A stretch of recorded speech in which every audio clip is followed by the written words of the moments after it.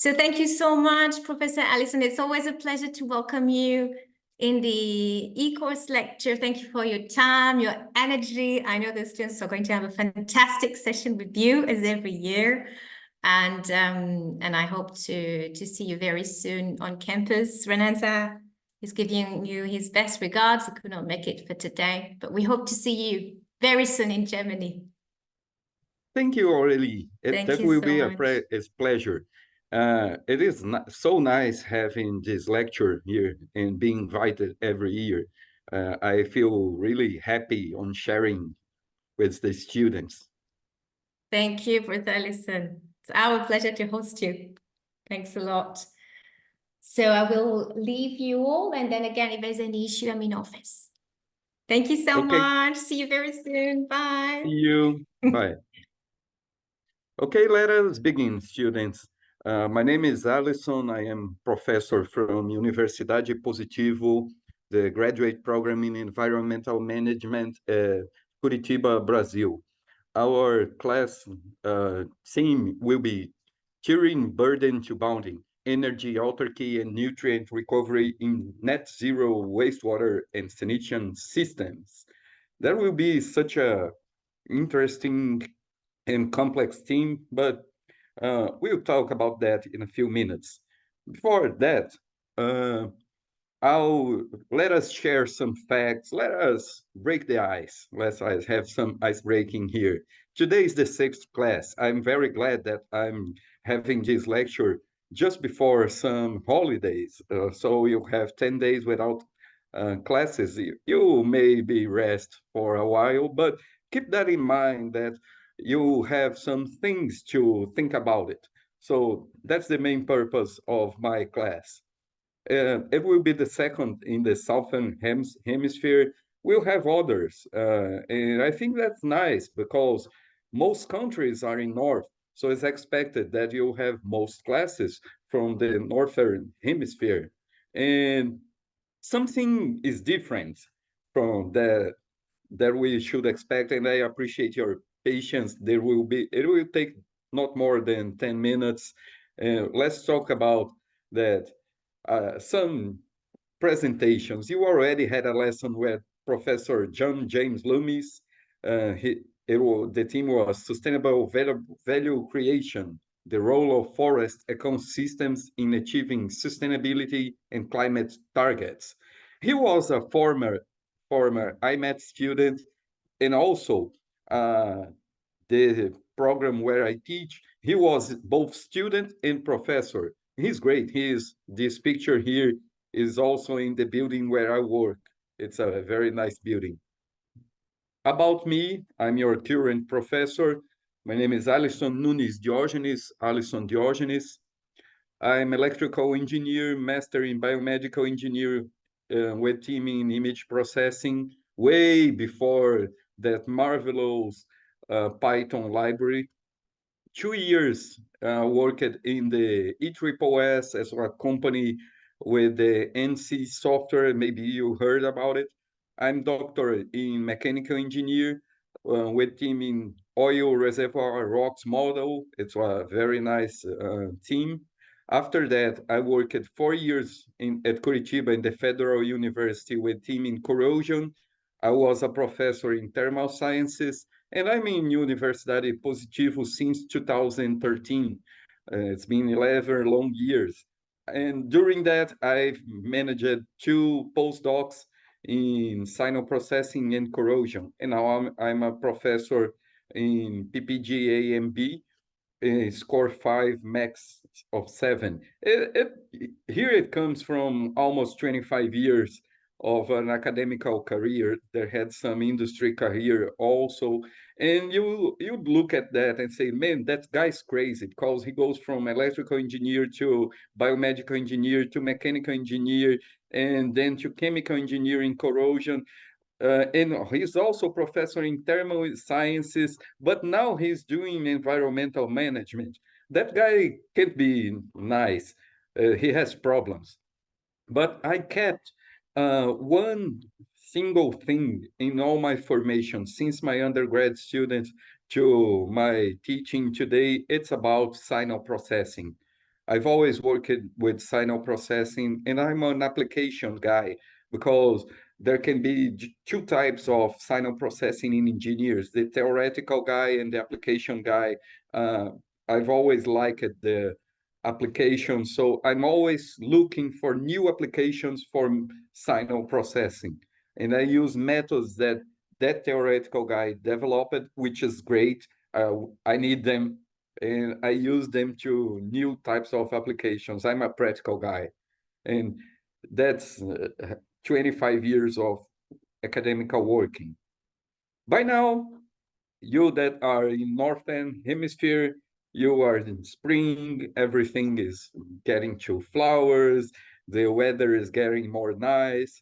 I can think of you are seeing the sun, everything's great. At Curitiba, we're having images just like that. That's a famous street here at Curitiba. The bus go through trees with these red leaves. It's so nice. It's autumn.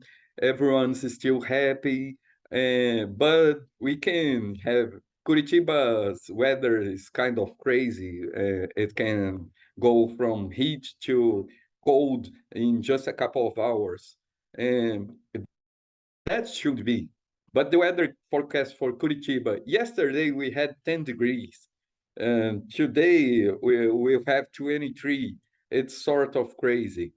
In Washington, it can be 24. Actually, the Curitiba weather is just like the Washington. Beijing will have 26. Berlin, very similar to Curitiba. Edmonton is sort of colder. In Mexico is way hotter. I mean, you guys from Mexico, you are having warm weather today. The point about Curitiba is that in Brazil, actually, we don't have heated buildings. We just go on and take lots of coats and redress them for cultural reasons, because Brazil is a tropical country, so we never get cold, just in South. And even in South, we don't have heated buildings. We just stay dressed at home. Can be challenging. There had a German researcher that came to Brazil and said, I was never that cold.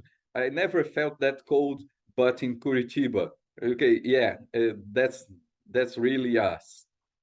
Brazil, we actually write it with S. I know everybody writes Brazil with Z outside Brazil, but in South America, we write it with S. It's a very huge country. It's 8.5 million square kilometers.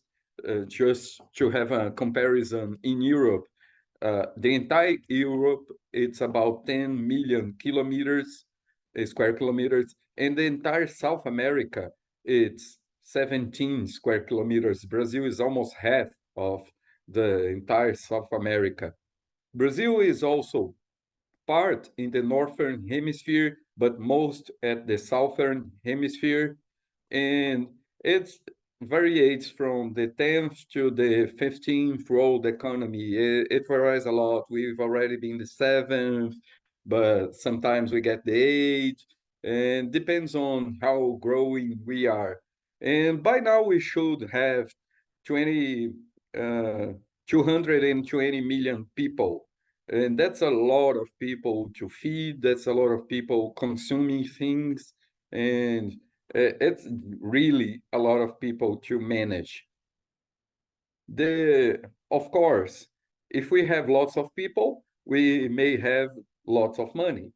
But it's a huge economy. But per capita, it's not that nice. I mean, United States should have about $63,000 per person.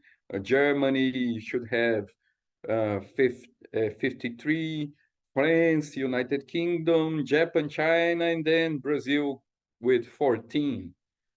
India is not nice also, it's 6, but India has more than 1 billion people. Brazil is 200 million. So it's nice, but it's not that nice. We are a very heterogeneous country, and heterogeneous in cities. That's way challenging because we have a city that's our biggest city, it's São Paulo, with 12 million people. And we also have the smallest city in Brazil, it's Serra da Saudade. It's missing hill. It's not that the hill is missing, that you are missing the hill. That would be a translation of this name. And it has less than 1,000 people. And as a country, we should manage these two types of city. It's really challenging.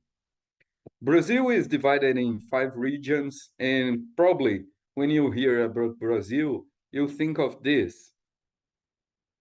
It's carnival, and it's party, and people are happy in streets. It happens once a year during 4 days, and it happens at Rio de Janeiro. It's not our capital is Brasilia. And also, you may think of this, it's green, there are a lot of forest here, it's rivers. You wouldn't think it Brazil this if you're thinking just what happens in TV, what shows you in internet. But all of these are Brazil. And it's just that Brazil is not just that. It it it has diverse weather and also diverse culture. I will go on with some of it just right now. Since we have 27 states divided in 5 regions, north, northeast, center west, southeast, and south. The north is hot and wet. The northeast is hot and dry. It's way dry here. I'm from Northeast. I'm from Rio Grande do Norte, which should be North Big River. We've got South Big River, Rio Grande do Sul. You heard about some floods, maybe. They're happening just right now. And there is Rio de Janeiro. It's January River. It's in Southeast. We've got 3 big rivers in Brazil. The Northeast is hot and dry. Center West, Southeast, and South, it's complicated. It can be wet, it can be dry, it can be hot, it can be cold. It just depends on each time of the year you are. Temperatures can go from -10 to 45. Since Brazil is a vertical country, when we are talking about latitude, in South, it's really cold. It can be hot, but most of the year it's cold. In North, it's near the equator line, so mostly it is hot. It's really hot all during the years. But here, it's still north, but sometimes, depending on the cold front, it can go to 10 degrees. The weather from here to down, it can be really crazy. It's complicated. Some about Brazilian forests. You probably heard about the Amazon rainforest. It's almost half of the country. It's around 3 million of square kilometers, and it's wet. It's really wet. Our typical animal would be the onça pintada, is the jaguar. It happens all around this area. We also have the Cerrado biome. It has around 2 million of square kilometers. It's dry, but it's also very fertile. So we have these soybeans plantations that are just around this biome here. And our animal that would be, our symbol would be the lobo guará, the guará wolf. And this is a very big wolf. It's just skinnier than the regular wolf that happens in North America. But it's a very beautiful animal and also very stinky. The stinks a part of him. It helps to tell the other predators and other wolves that he's coming. And the Atlantic forest that happens near the Atlantic, it's a very nice forest, but it's also very degraded. It almost has no Atlantic forest remaining. This gray mark is Brazil. The strong blue is where the Atlantic forest should be, and the green is where it still is. So it's just a little of Atlantic forest. This here, if you would visit us, this here is at Paraná, the state where Curitiba is. You can do a train travel to the littoral, and you would see some things like that. It's some remaining forest of Atlantic forest. It's very beautiful. If you'd come to Curitiba, please take this train and go see the littoral. The Caatinga biome, it has around 700 square kilometers, 1,000 square kilometers. It's very unique. It's different from anything that you can imagine. It's very dry, it's very gray. You can see here a donkey. The donkey is gray, and it helps him to mix with the biome. But in the first raindrops, it gets really green. It's so beautiful whenever everything turns to leaves. It's really nice. You gotta see it to believe it. The soil is very salty. It's from old. It's on old soil, and it goes from goats. It's very nice for goats breeding, and for grains that don't need lots of water. So the beans and also corn can be planted here too. There are several others, like the Pampa in the south, the Pantanal in the center-west. Brazil is way too diverse. I could have a lesson about Brazil relief and Brazil biome. It's not the main purpose for today, so we'll go on. And also, talking about relief, Brazil is a hilly country. We call them serra. We don't used to call hill or mountain. We call serra. And bikes are not popular as daily transport because I know the mountains are big and everything is high, but even in the cities, the city you are always going up and down. It's not flat like Netherlands or anything like that, or Europe. You are always going up, and then you are going down, and then you are going up again, and then you arrive, but then you must come back. So if you can, you are not wanting to have a bike just for health reasons, but not for transportation. Well, where are Brazil population? Near 55 are on the coast. And that's expected because Brazil is made from the coast. Colonization came from the coast have water, so everything's near the coast except the capital. The capital is just around here. Brazil's colonization. We could say that everyone can be Brazilian. 80% of our population comes from Portugal or Spain or Italy, but 15% is from Japan and Germany.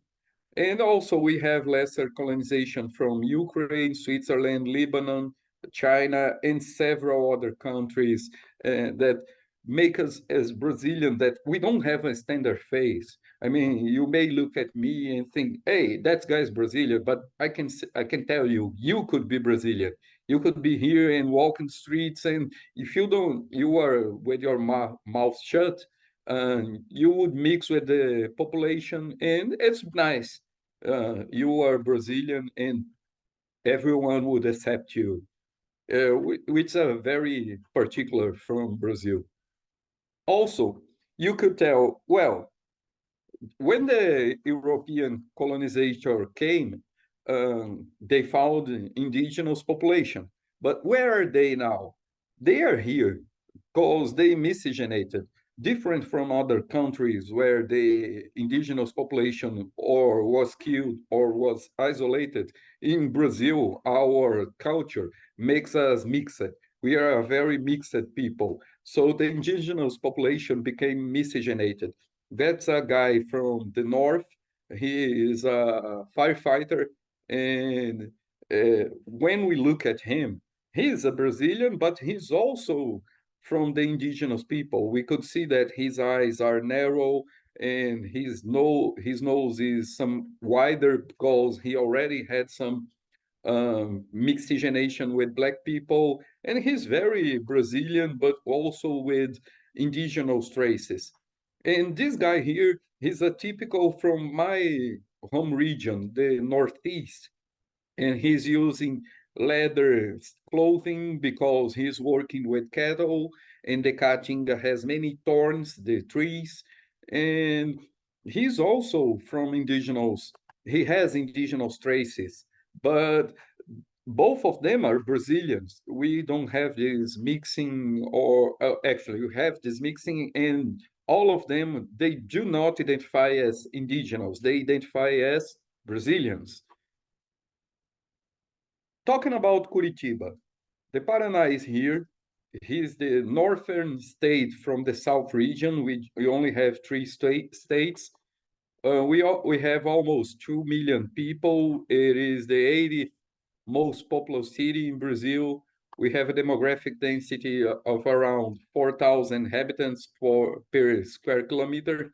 And at Curitiba, we have several parks. That's what characterizes Curitiba. We have here the Tanguá Park.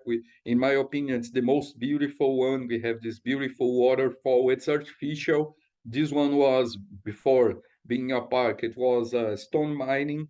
It's really beautiful. And this is a memorial to the Ukrainian colonization.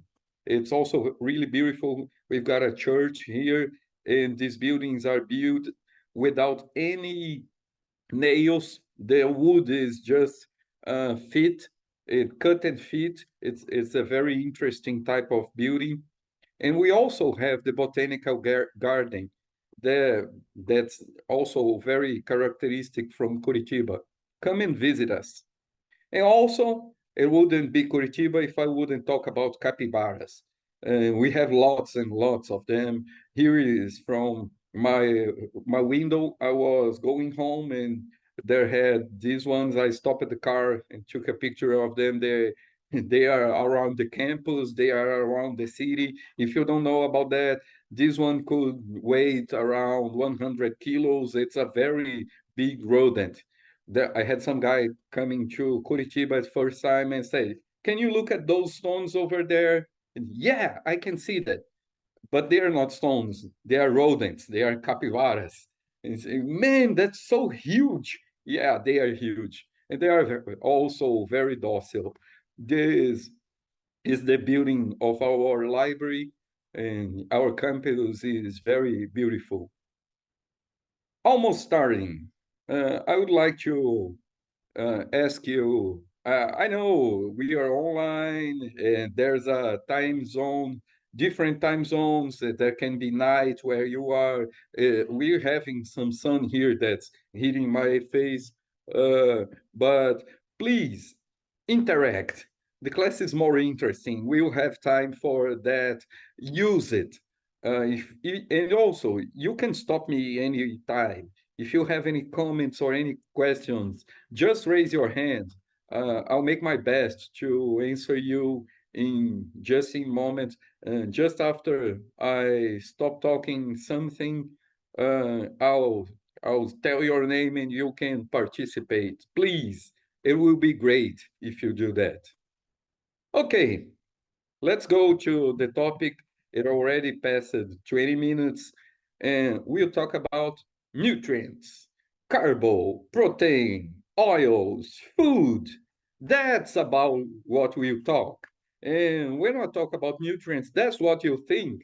If you are a healthy guy, if you're looking for your weight and not for your belly, you can talk about getting carbo to get stronger, eating proteins and having some oils to keep you safe and to keep you healthy. We'll talk about food, but it can be this food. I mean, most of what you are seeing here is also is not food, but food can be sodium, can be potassium, can be iron, can be molecules from vitamins, can be some acids, some bases. It's all about atoms and molecules when you are talking about nutrients. I know we eat that, but we also eat C vitamin. We also eat some oils here and fat from the avocado.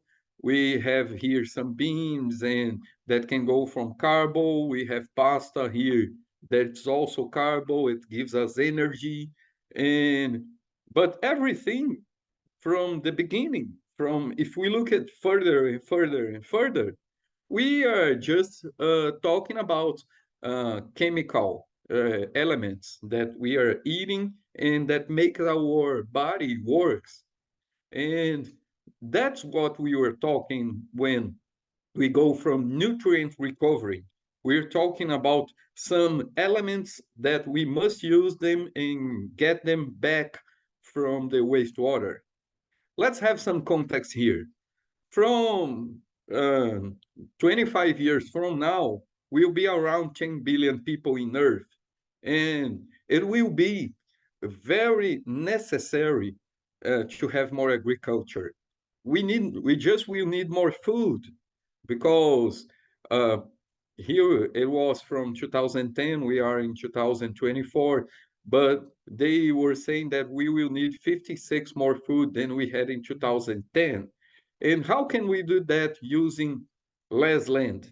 Because we already use lots of land to agriculture. And how can we do that with lowering emissions? It's really challenging that we have from now. On the other hand, we have a crisis scenario because many people are dying from unsafe water sources. People are drinking this water, and the water just makes harm to them. It's harmful. And untreated water is a terrible problem. It causes death, uh, causes lots of deaths worldwide. And in Africa, we have lots of that.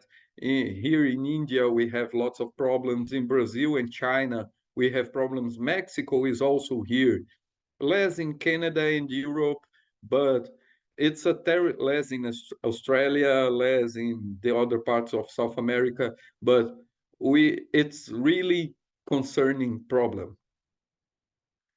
And the more specific problem about nutrients, the demand for nitrogen and phosphate fertilizer is estimated in 185 million of tonnes and 70 millions of tons respectively, for nitrogen and phosphate. Phosphorus is a finite resource, and most of the phosphorus comes from rock phosphate. It comes from mining with limited and unequally distributed reserves. It's really a problem. Fertilizing the agriculture is a current problem. The phosphate reserves worldwide, most of them comes from Morocco. Morocco is a country from Africa. I do think that we have some students here from Morocco, and it has most of the reserves. After that, with less than 10% of Morocco, it comes China, Egypt, and then it goes. There are several countries here, but most of the world reserve comes from Morocco. Potassium or potash has the same problem. It comes from Canada. Canada has almost half of the world reserve of potash. After that, it's Belarus and Russia. And including China, you have 75% of potash reserves in just 4 countries in the world. You also have in US, Germany, and the entire world has 15%. And that's a lot of mineral going on and on from one country to another. The second problem, and the spoiler, we had the pricing going up, and they just keep going up because the agriculture is growing. And since the agriculture is growing, of course, it happens that the prices are going too because the reserves are not growing. So the demand is growing, the reserve is not growing, the price is going up. And spoiler, the prices aren't falling. Of course, it can oscillate. Here it was 2022. We have the Ukraine war, we have a war in Israel, and it can make oscillations of the price. But if we are in regular conditions, the prices will eventually going up and up and up. We won't have, the prices won't fall. The demand for fertilizer will only grow. Well, what about that? There's an interesting thing because we don't used to see ourselves like that, but we are reactors. Every person producing wastewater during a year, 4 kilos of nitrogen, about 1 kilo of phosphorus, and about 1 kilo of potassium. Multiply that for the world population, and you will have a really huge amount of fertilizer. More than that, the wastewater produced by 30 persons in 1 year can fertilize about 6 or 7 tons of wheat, producing food for 60 persons. So we are huge reactors of producing fertilizer. I bet you've never seen yourself like that. But, and also, we eat more than just wheat. Wheat can be a part of what we eat when we eat bread, or pasta, but we eat more than just wheat. So why not just use it? Because the phosphorus present in wastewater treatment plants can be recovered in liquid phase, sludge, or ashes. I mean, that would be nice having this phosphorus back, because we wouldn't need that mine that's so unequally distributed. And we are not even talking about the way the phosphorus is minerated. We are just talking that it's unevenly distributed. But there's a population worldwide. So we could just go there and take it, because we eat eggs, we eat cheese, we eat milk, we eat sardines and chicken, and then we would be able to get back that phosphorus, right? Well, there are some bottlenecks that limit the nutrient recovery in wastewater treatment plants. All of them are related to economics and markets, because phosphorus recovery costs more than phosphorus ore costs. So it's just cheaper to mine the phosphate than to recover from wastewater treatment. And the cost effectiveness of struvite, we'll talk about that later, strongly depends on profits from struvite sales. I mean, of course, we would like a smarter use of our resources, but every time we think about having some resource, you must think that that costs money. And that money it costs, it makes something feasible or not feasible. So today, in 2004, it's just cheaper to mine phosphate than to recover phosphate. So if it's not that easy, and if this is a problem, why not to research? And that will be something that I'll repeat. If there's a problem, we can do research. If there's something that just doesn't seem right, we can do research. And that's your responsibility. So let's go. And also, phosphorus recovery from sludge incineration, ash, requires specialized and very expensive incineration. And then money is again the problem, and research is the answer. Should I give up? No. To recover resource directly from separated domestic wastewaters from black water is possible, and without the addition of other waste streams, just like gray water or industrial wastewater, it favors the recovery of energy and nutrients. And also, it can be done in isolated places where wastewater treatment plants are not available because it's decentralized. So that can be cheaper to recover phosphorus than to mine. It's just a matter of where we are talking. Professor, by now, since you are Brazilian, I would like to see a Brazilian technology. And me too, dear student. I would love to share with you some Brazilian technology that would be a revolution in world technology. We do have several research on it.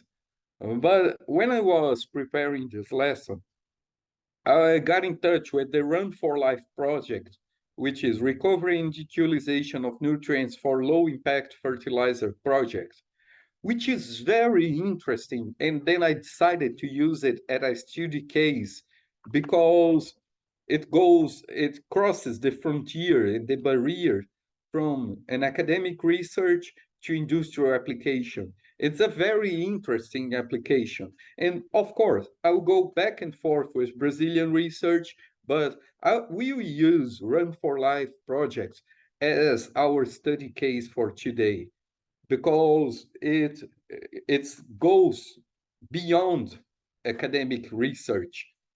And it's very nice when we have practical research. In Brazil, we have several projects along the country. And since the Brazilian population is around the coast, the projects are around the coast. We have potassium recovering, nutrients recovering, more efficient wastewater treatment plants, and recovering from residential wastewater. But all of these are just pure academical projects. In Brazil, we have some problems that hinder us from going from academic projects to industry applications. And that's our problem in Brazil. So Run for Life project will be our study case today because I like practical projects. You can visit them. You are in Europe. You may take a train or a plane or a bus, or you can go walking if you live in those cities. And theory is essential, but practical is visible and went through several steps further. So we will check on Run for Life, and when we are talking about the technology, we'll go back and forth in several countries and talk about their technologies. Here we'll have their address. It's runforlife/project.eu, and you can check their website. It's very interesting. This will be our lesson summary. We'll talk about technologies to obtain NPK, it's solid and liquid fertilizer, for ammonium nitrates and sulfate recovery, struvite fertilizer, other phosphorus fertilizer, because struvites from phosphorus, and technologies for water treatment and reuse from circular economy. And also, we'll finish with optimize the train of technologies for recovering nutrients from wastewater and energy autarky to nutrient recovery. We'll cover all these sessions, all these topics during this lesson. Before we begin, we must have some concepts. I don't know if you are familiar with black water and gray water concept. Just to check whether you are awake. Who already was familiar with black water and gray water concept? Please raise hands in Zoom. I'm just checking. You awake, guys? I know it's afternoon in Europe, but it's night in Asia. So please raise your hands. Not in the camera, in the Zoom. 2 raise hands. Okay, you were. Yeah, 1 doesn't count. Hitori doesn't count. Because he's the guy that's also technical. Okay, the other guys aren't familiar with the concept. Okay, that's great. So we can share it. Black water is the wastewater from bathrooms and toilets. It contains fecal matter and urine, and you're welcome for this sweet image that came from in your mind. Water from kitchens and dishwaters are also considered black water due to contaminates to pathogens and fat and grease. Gray water that comes from sinks when you wash your hands and comes from washing machine, bathtubs, and shower. It contains lower levels of contaminations, but it's also contaminated. None of this water is safe for drinking. Even if you boil it, it can be dangerous. So, but gray water is easier to treat and process.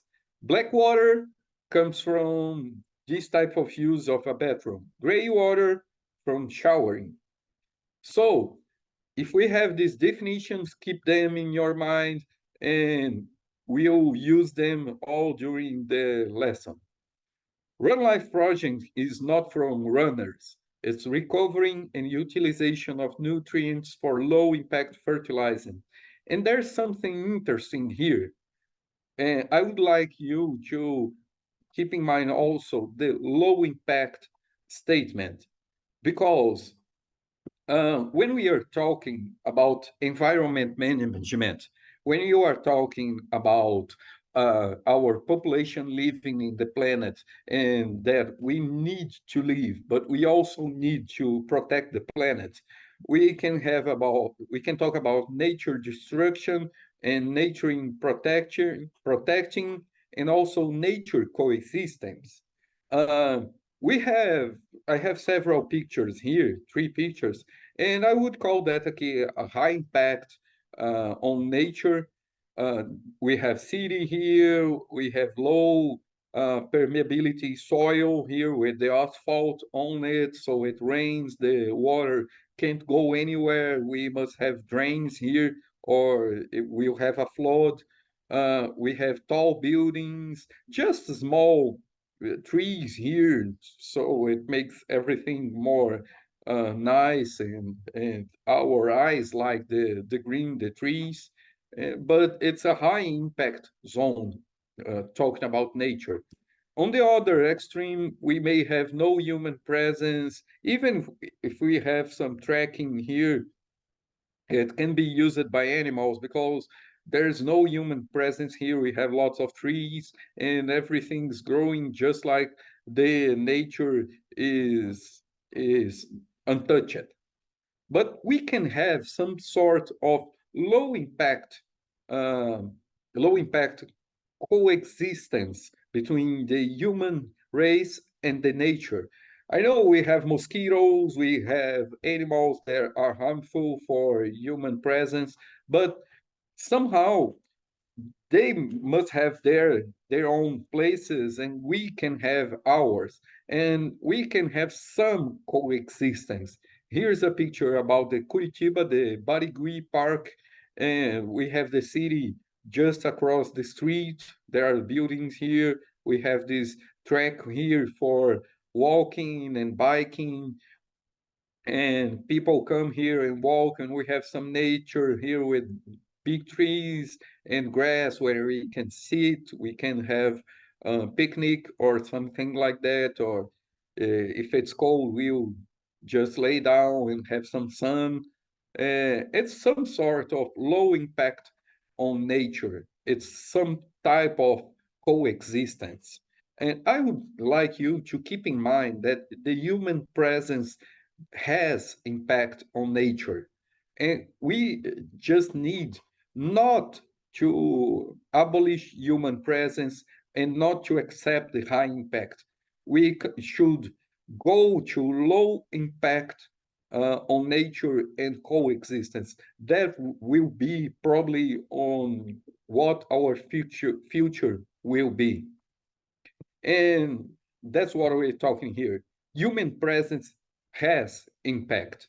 We like climatization, we like air conditioning, we like heated buildings, we like comfort, we like clothing, we like very nice furniture, we like our houses and as big as we would like, our apartments with beautiful skyline. We like available food because food needs to be planted, food needs to be grown, and we like all of that. And all of that has impact on nature. Even if you are some kind of person that think, oh no, I am a total nature defender, but you still have some impact on nature. Just because you need heat, you need comfort, you need available food. And the way seems to be low impact, seems to be you are trying to um, have some impact, but trying to reduce that. And we'll try to reduce that as society, not just as individuals. Guys, I think the sun in my face isn't nice in the recording. Is it bothering you of some kind? No? Okay, Just fine. let's go on. I would change my computer to another desk. Okay, let's go. Also, before the technology, engineering is fascinating in so many ways. And engineering is fascinating in so many ways. We can look at big machines and they are fascinating. You can look at small machines and project them, and they are also fascinating. You could look at this type of view, and I'm making a comparison here. You could look at a skyline view with palm trees and a very beautiful beach and the ocean here, and it's nice. But you could also look at tiny grains of sand. They are fascinating because here it's quartz, and this quartz here is completely different. And you look at the distribution at the grain size, it's also fascinating. And the theme, when you are talking about nutrient recovery, it's incredibly complex and fascinating in so many scales.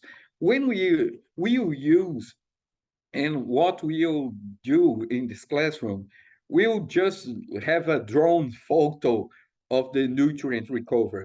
We'll focus on the big technologies.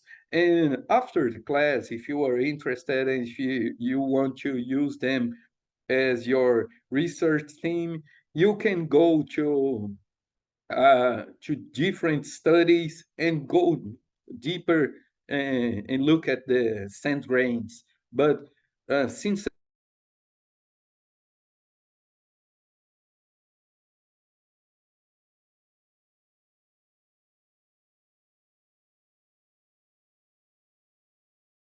for improving nutrient recovery rates and material qualities. It's based on decentralized treatment of black water, kitchen waste, and gray water. We already had this one, and kitchen waste is a type of black water too. It will combine existing wastewater treatment technologies with ultra-low water flush vacuum toilets for bathroom and thermophilic anaerobic digestion for fertilizing production, and also bioelectrical chemistry systems for nitrogen recovery. It's a very interesting project. The project here can't be exhibited, so I'll stop sharing. And let's look a video from YouTube. I'll share it with my navigator. I was expecting this type of problem, so it's not. And I'll go from YouTube and let's watch together this video. Okay, I got it here. Let's share a different window here. If I so remember, I must sound. If you have problems with the sound, just tell me, I'll check it. But let's play the video here. Let's have one last time. The world food demand is growing. Crops need nutrients for growth, so farmers supply fertilizers. However, the production of artificial fertilizers is not sustainable. A circular alternative is needed. Did you know that domestic wastewater contains these nutrients? Currently, our wastewater is collected all together. Black water is mixed with grey water and taken away in the sewer. However, black water contains most of the nutrients and energy. A shame to flush it away, right?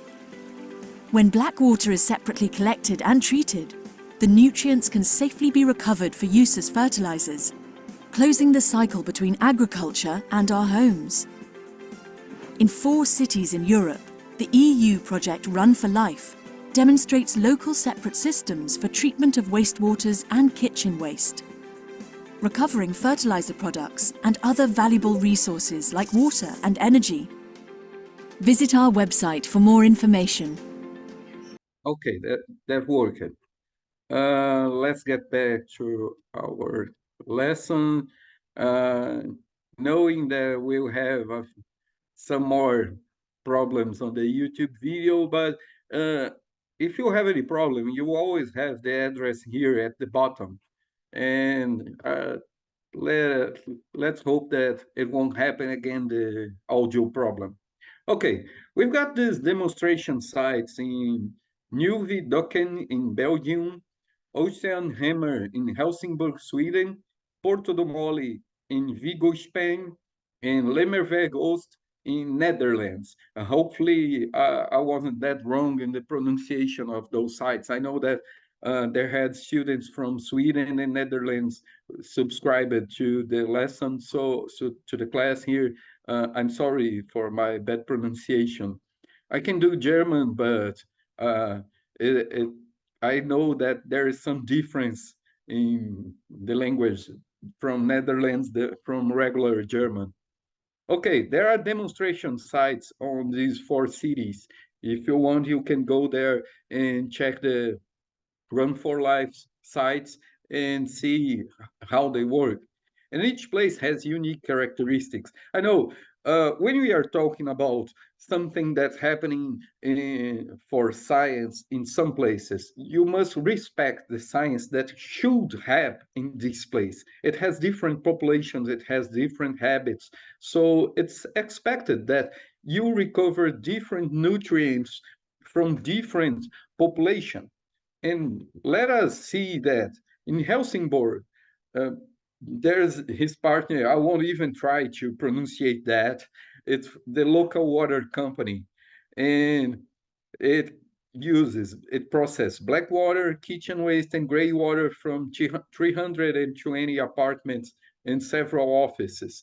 It's about 1,800 person equivalent. It's separated, collected, and treated from the local water company, and this is what they are processing: black water, kitchen waste, and gray water. The site is in Helsingborg.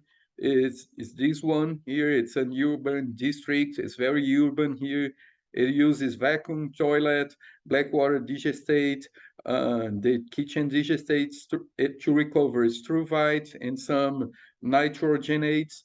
And also it gives back to the environment. Water produces biogas and heat from coal generation. In Netherlands, it's a neighborhood of 32 houses. Look, it's way smaller than in Helsingborg. This one is from 320 apartments and several offices. When you are in Netherlands, it's just 302 houses in an office building that's from DISA, the local water company. It's hygienically safe solid and liquid fertilizer in a process. It's very simple. It's a one-step process.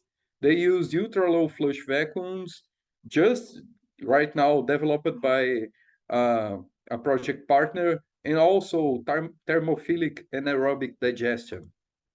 This is the building where it's happening. This is the technology. It's a very small technology, which is great, because when you are talking about nutrient recovery, it's very big equipment, and most of them aren't used for residential purpose.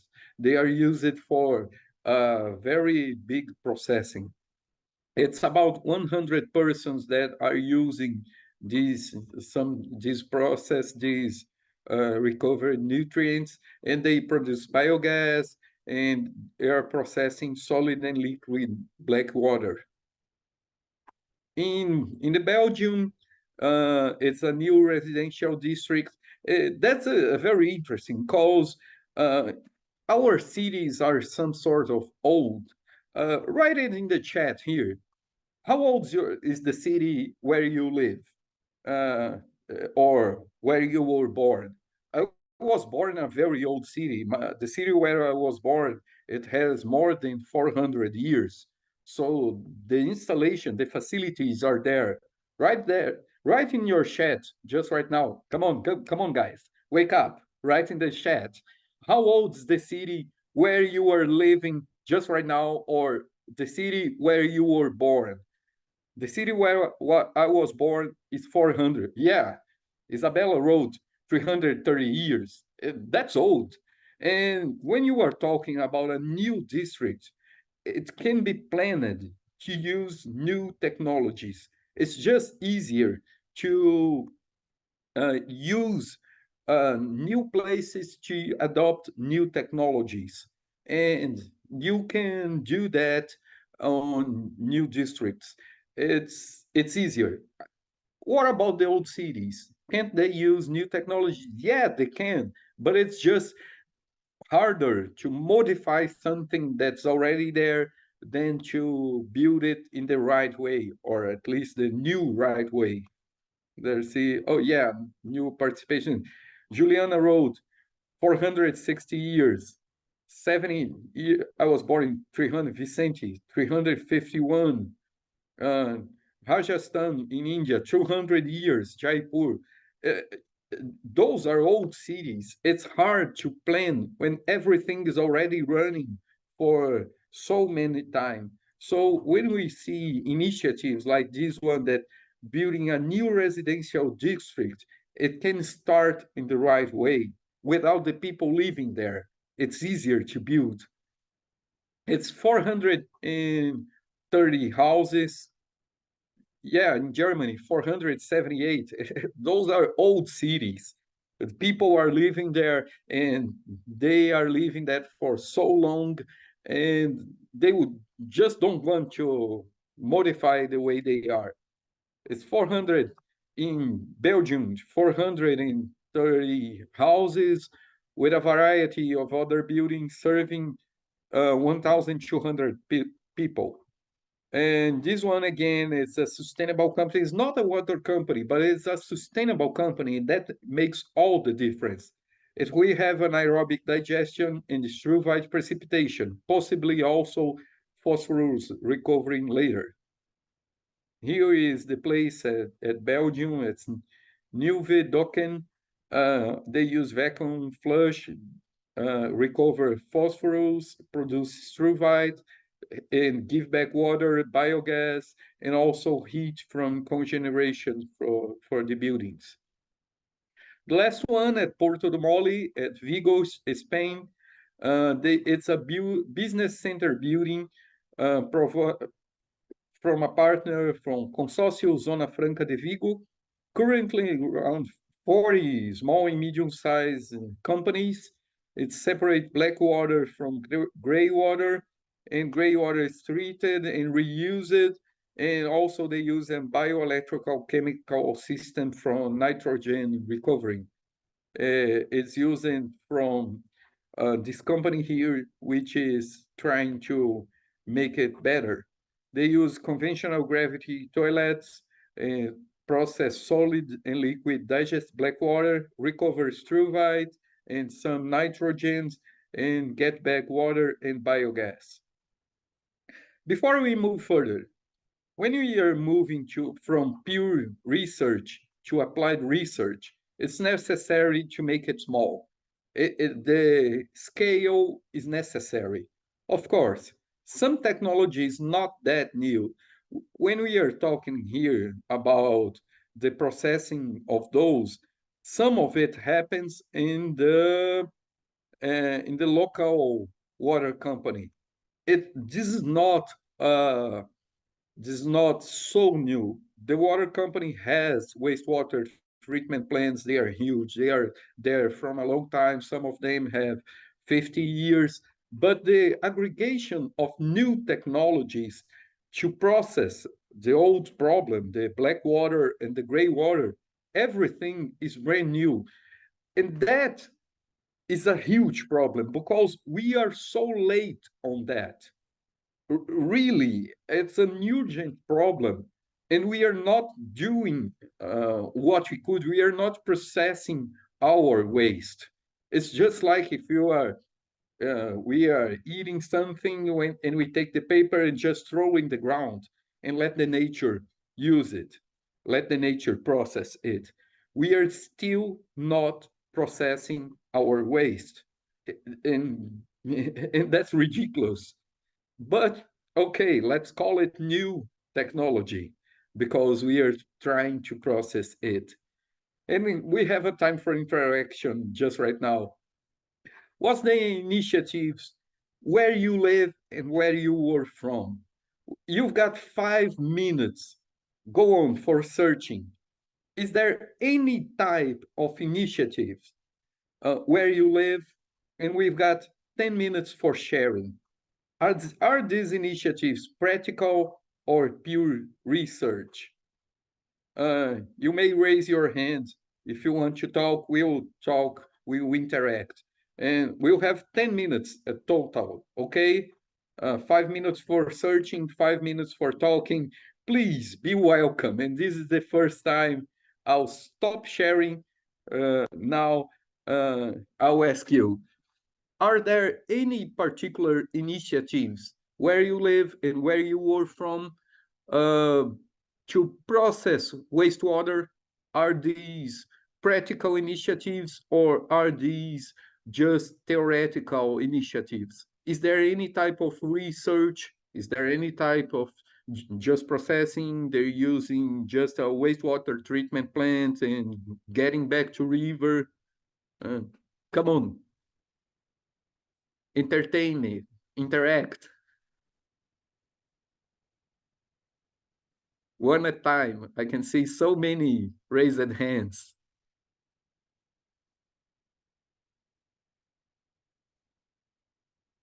Just to make a context while you were looking for it, in Brazil, wastewater treatment plants are not that used. 50% of our country still do not treat the wastewater. They just go to septical tanks, and after the septical tanks, they'll go to the river again. And it's terrible. We should have like 90% of it, but it's still yet, it has to be done. That's why I didn't use, that's the reason I didn't use Brazil as an example. We do have research, but we still don't have our homework done because just 50% of our country is using some kind of waste treatment. And that doesn't even mean that it's a good waste treatment. It just has some waste treatment. If you don't have that waste treatment center, waste treatment station, you just use your septical tank and then it goes back to the river and the nature can take care of it. It's terrible. Okay, 5 minutes passed. Would like someone to be the first? How's that in your country where you lived or where you are just right now? Please interact. I think I could try to say a few words about Yasmin. about our campus here in Birkenfeld. So our campus here in Birkenfeld, it tries to deal with zero emission water management. And from what I hear is that they have renovated a few buildings to from the conventional water toilets into vacuum toilets. And this definitely helps in saving water. Plus, from what I hear, I'm not completely sure, but our waste goes to a treatment plant, which is near the school. and I think it produces biogas. And I think this is also supplied back to the school to be used for the generation of electricity. And yes, I also think we have some different water collection systems. Correct me if I'm wrong, guys. But yes, I think our university tries to not only do it theoretically, but in a more applied way. That's great. And what about the city? Because I know the university is the place where technology should happen, but what about the city? Okay, so I think our university is a little bit isolated from the city. So I can tell only about what's around us, and around us is not much. So yes, the next big place or big city, it's not really big, but it's around 5 kilometers or 5.5 kilometers away from us. And I think they have a different system. Yeah, a different centralized system.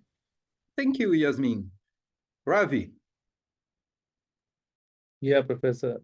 I have seen this in my city. So especially in the new buildings, I've seen sewage treatment plants. One can make out because the price of the flat to that side of the facing the sewage treatment plant is less actually. Also because there's a smell at times which comes because it is not treated properly. So there's a smell. So that's why. And I cannot. Can you hear me all? I'm sorry. Yeah, I can hear you. Okay. Okay. Also, because I have seen sewage treatment plants as sensitive to the load. Initially, when buildings get occupied, suppose there's a apartment, there's a society which has got say 500 flats. Initially, 50 people would move in, then 100, then 150, then 200. It happens like this. And STP is normally designed for a specific number of people because that quantity of raw material has to come in the STP to get treated. Otherwise, there's a misbalance. So this is what I've observed. So only when the people come in, like it has got certain number of quantity, only then it starts working. This is one. This was residential areas.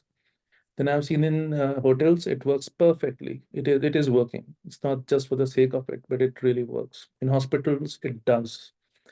And as far as old city is concerned, the water system is not managed, although they were initially separate for bathing and for gray and for black. There were different pipes, but with time, it's all mixed now. And there's less of awareness, I would say. It's more, but in the newer part of the city, it is well organized. And I don't know how it really works, but I have seen separate transmission lines for the lines for these two different kinds of water. And how religiously it's done, I am not sure. I've not seen it, but I have. And this was a time when I repaired one STP. That was many years back. It was in a hotel, but this was based on aeration process. So there were blowers. So we used to calculate BOD and COD, things like that. So it was working after a long time. So we did that. We used to use that water for irrigation, but not for drinking purposes. Okay, thank you. Thank you. Two interaction is great. Okay, guys, this is really important because I know we have some interesting things here. Like Yasmin didn't know about the city, and Javi said that the main first problem was the smell. I mean, it's great because those are perceptions, and it happens if you are thinking, the population is thinking also, because those small problems, they indicate what's a big problem happening on behind. And you are pursuing a master degree in engineer, and I know none of you are engineers, and you are the thinking elite of the population. We must think about the problems. If we don't think, no one will. in thinking about problems, we can think about solutions. And as I said, we are way too late, because this problem is happening since the humanity is here. So it's a very old problem, but still without solution. And the solution will come in places like here, like when we are talking about waste processing. Okay? So let's move on. I'm glad that we had some interaction here. We'll have others. Most of our research, they are research, and most of practical is old technology. It's just some kind of septical tank or some wastewater treatment station processing, and they are not open to new technologies, just if they do some kind of profit. Okay, now we'll go to that part of the lesson that we'll talk about technologies. And technologies to obtain, the first one will be technologies to obtain NPK, solid and liquid fertilizer. NPK are just a family of fertilizer that can be solid or can be liquid, and that contains some parts of nitrogen, some parts of phosphorus, and some parts of potassium. And instead of looking just for one of two types of fertilizer, they are grouped together in called NPK fertilizer. They're basically divided in two types: organic or natural, or inorganic or chemical. And regardless of the type of fertilization, the objective will always be some kind of NPK to the plants. The main difference between natural and chemical fertilizer is the time of nutrient absorption. The organic NPK, it comes in a porous media, it's stood there in nature for many time, and it has a substrate on it. The chemical, it's more pure, but since it's also more pure, its absorption is fast, and you must keep putting more and more fertilizer to provide an adequate fertilization of the plants. I mean, one is not better or worse than other.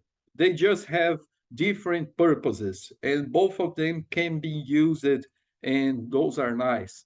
Organic fertilizer comes from plant or animal origin matter, and it improves soil quality. It favors root oxygenation.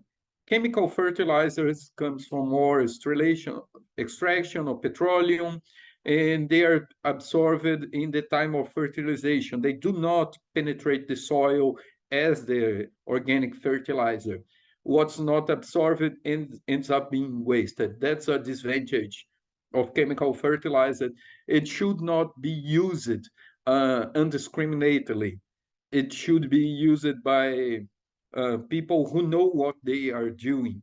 Otherwise, you are just wasting very nice fertilizer.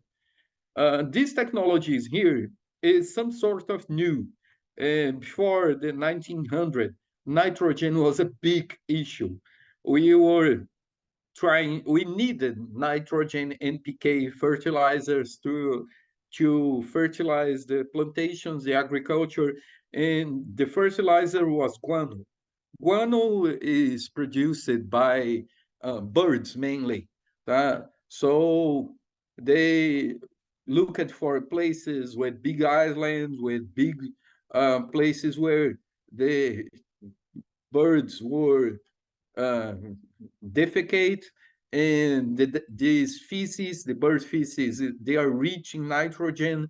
They would get dried, and they would form some sort of rock, and this rock was called guano. And they were organic. They had no chemical fertilizer during this 1900.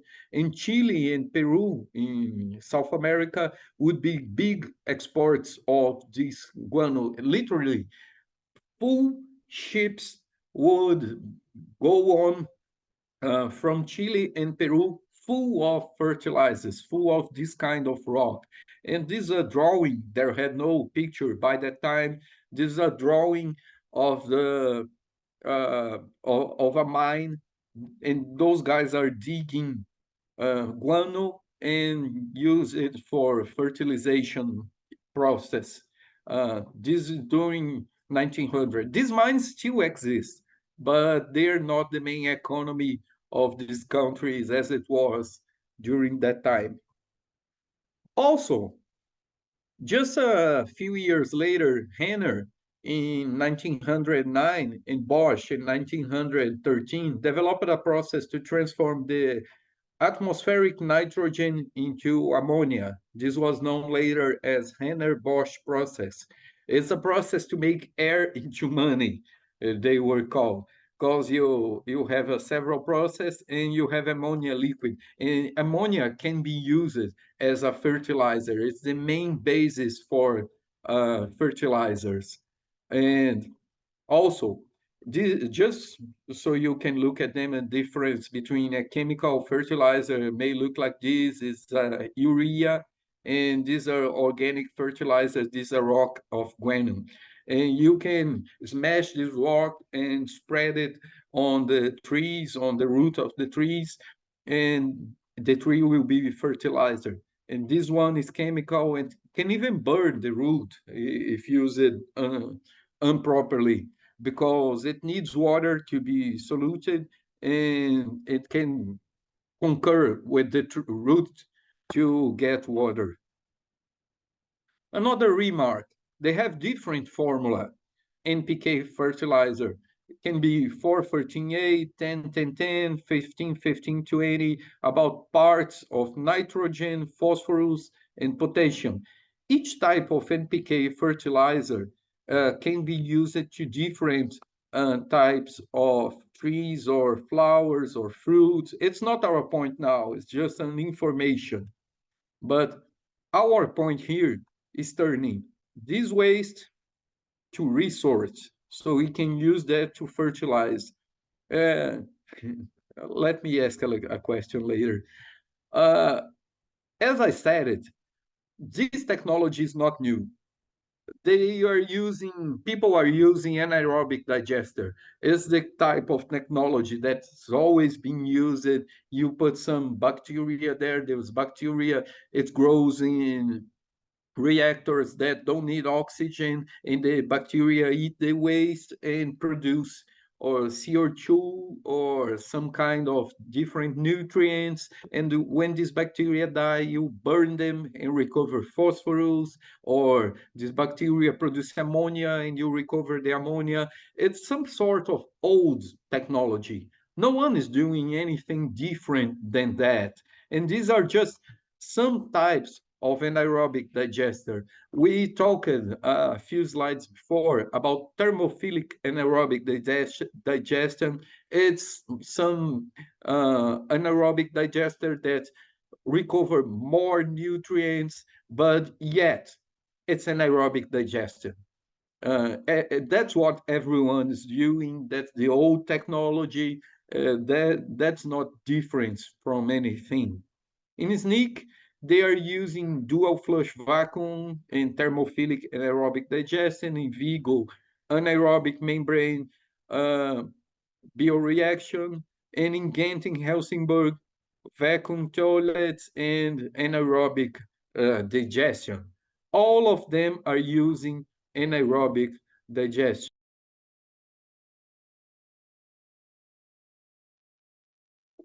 Okay, let's go. And the results, in SNCC, they get solid and liquid NPK. In Vigo, they get a sludge, some sort of mud. I don't know if you are familiar with the concept. It's some sort of very thick mud that should be rich in nutrients.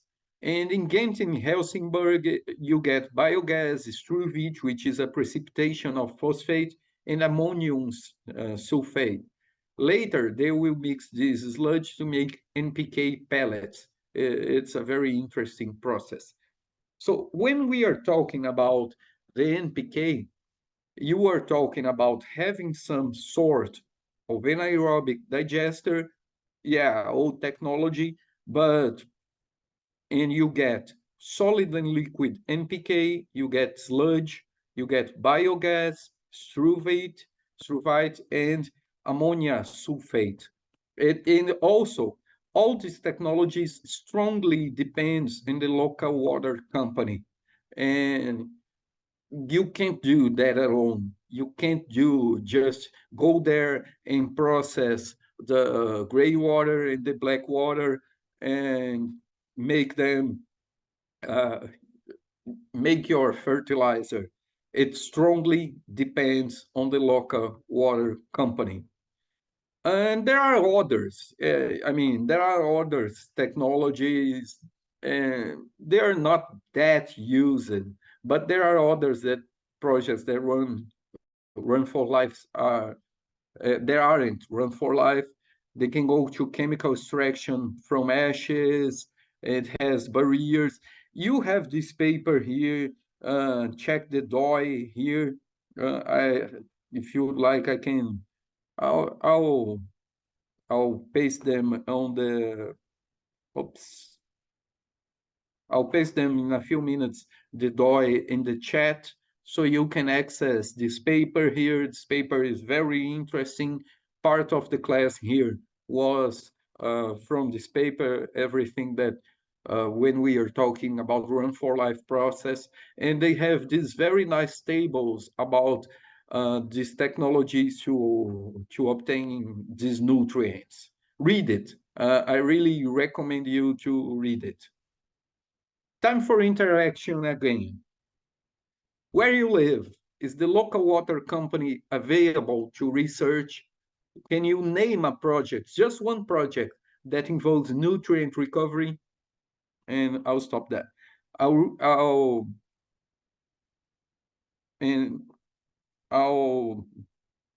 Vicente, please, welcome for the question.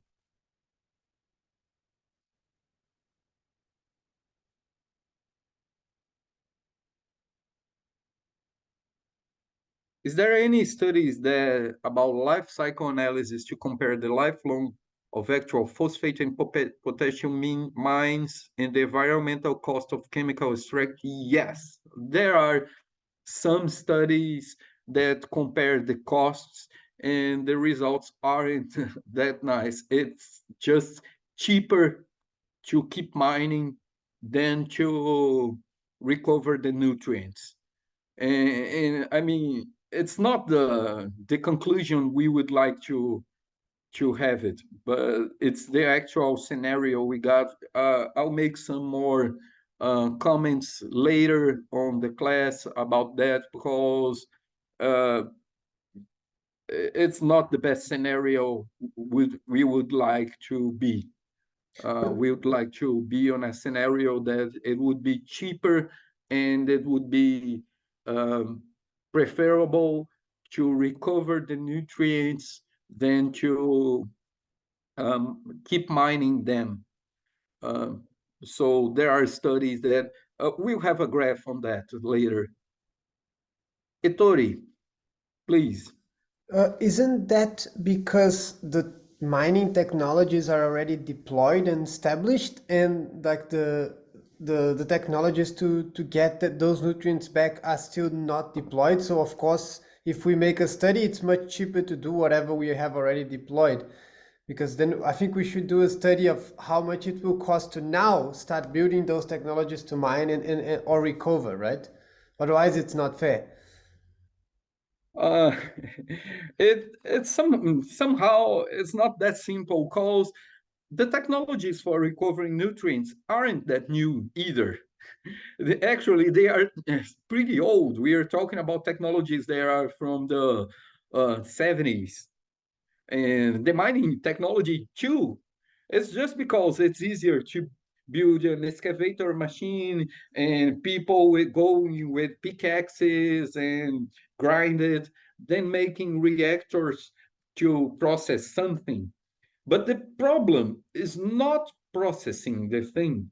The problem is taking something that is waste is biologically hard, there is a biological hazard, and you must treat it right. There are rules for managing the wastewater.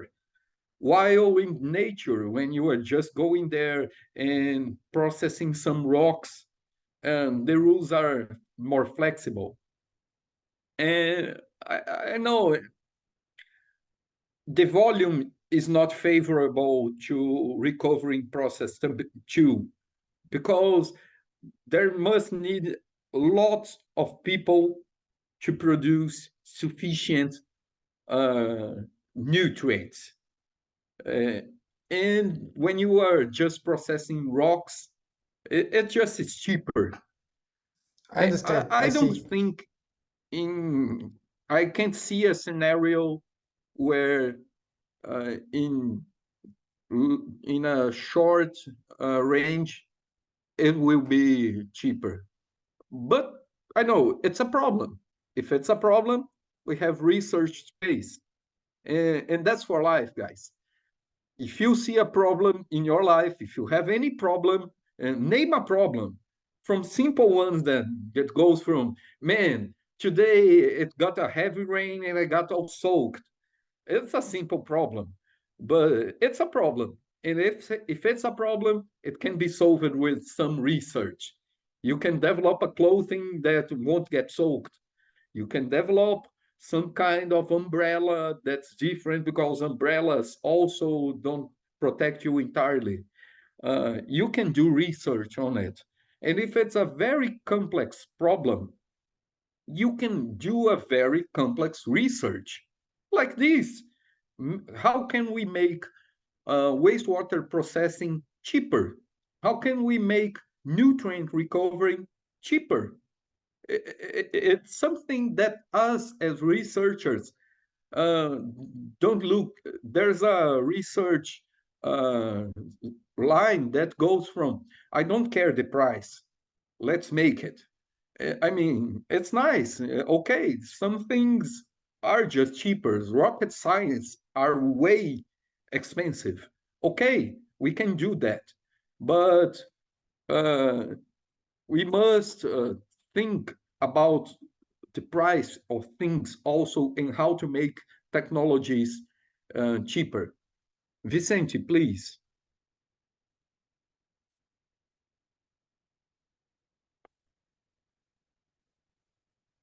Are you writing, Vicente? Sorry, guys. I agree with both of you, but my question wasn't so complete.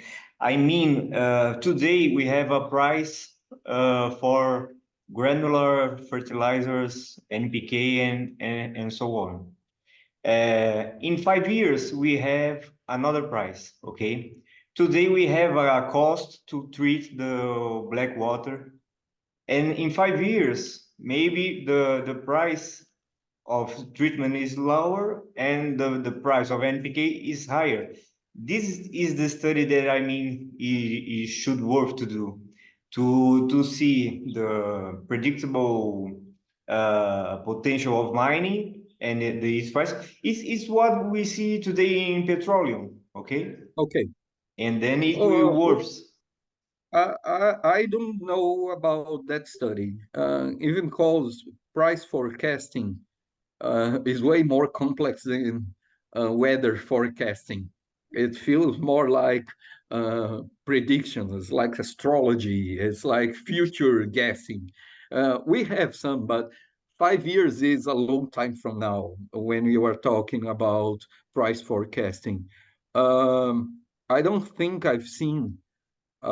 Maybe the mining company has that, but they are not publishing that. From what we see, mining will be more and more expensive. Just like petroleum, it will get a time that new energies will get cheaper than the petroleum. Then we will use new energies. Mining is way cheaper. It's like 10 times cheaper today than nutrient recovery. But in future, probably nutrient recovery will be cheaper. How long will it take for us to get there? We don't know. We don't know because the technology will change. The mining processes will be more and more complex, and can be next year. But from now on, we don't have that answer. But we can do research on it. Anybody would like to share some opinions? Or, well, we talked a lot, but we haven't talked about the water company. Is there any water company available to research?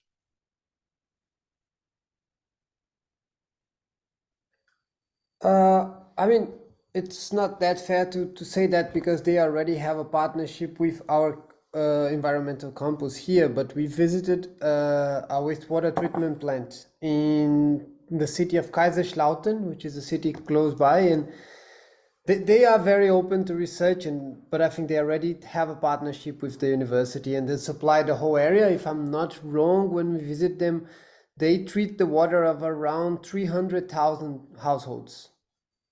And they separate the sludge, they have the biogas digesters there, they operate the whole plant with the energy they get from the sludge, with anaerobic digestion as well, and then they can also supply the grid with energy, because they produce more energy than the whole plant needs. I think it's ZAK, Z-A-K, that's the name of the company. It's in this region of Germany. That's great. That's one that's working.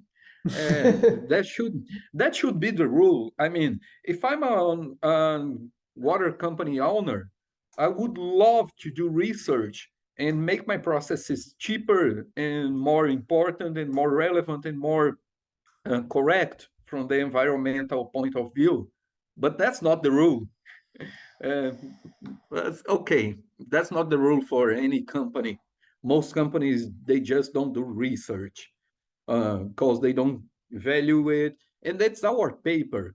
As engineer, that's our role, to convince people that research is important. Sometimes we as researchers, we don't think that our job is important. And it is. We'll talk about that later. Okay, let's get back. Let's think. Do water treatment companies sell fertilizer? It seems a stupid question, but think about it. Do water companies sell fertilizer? What do they sell?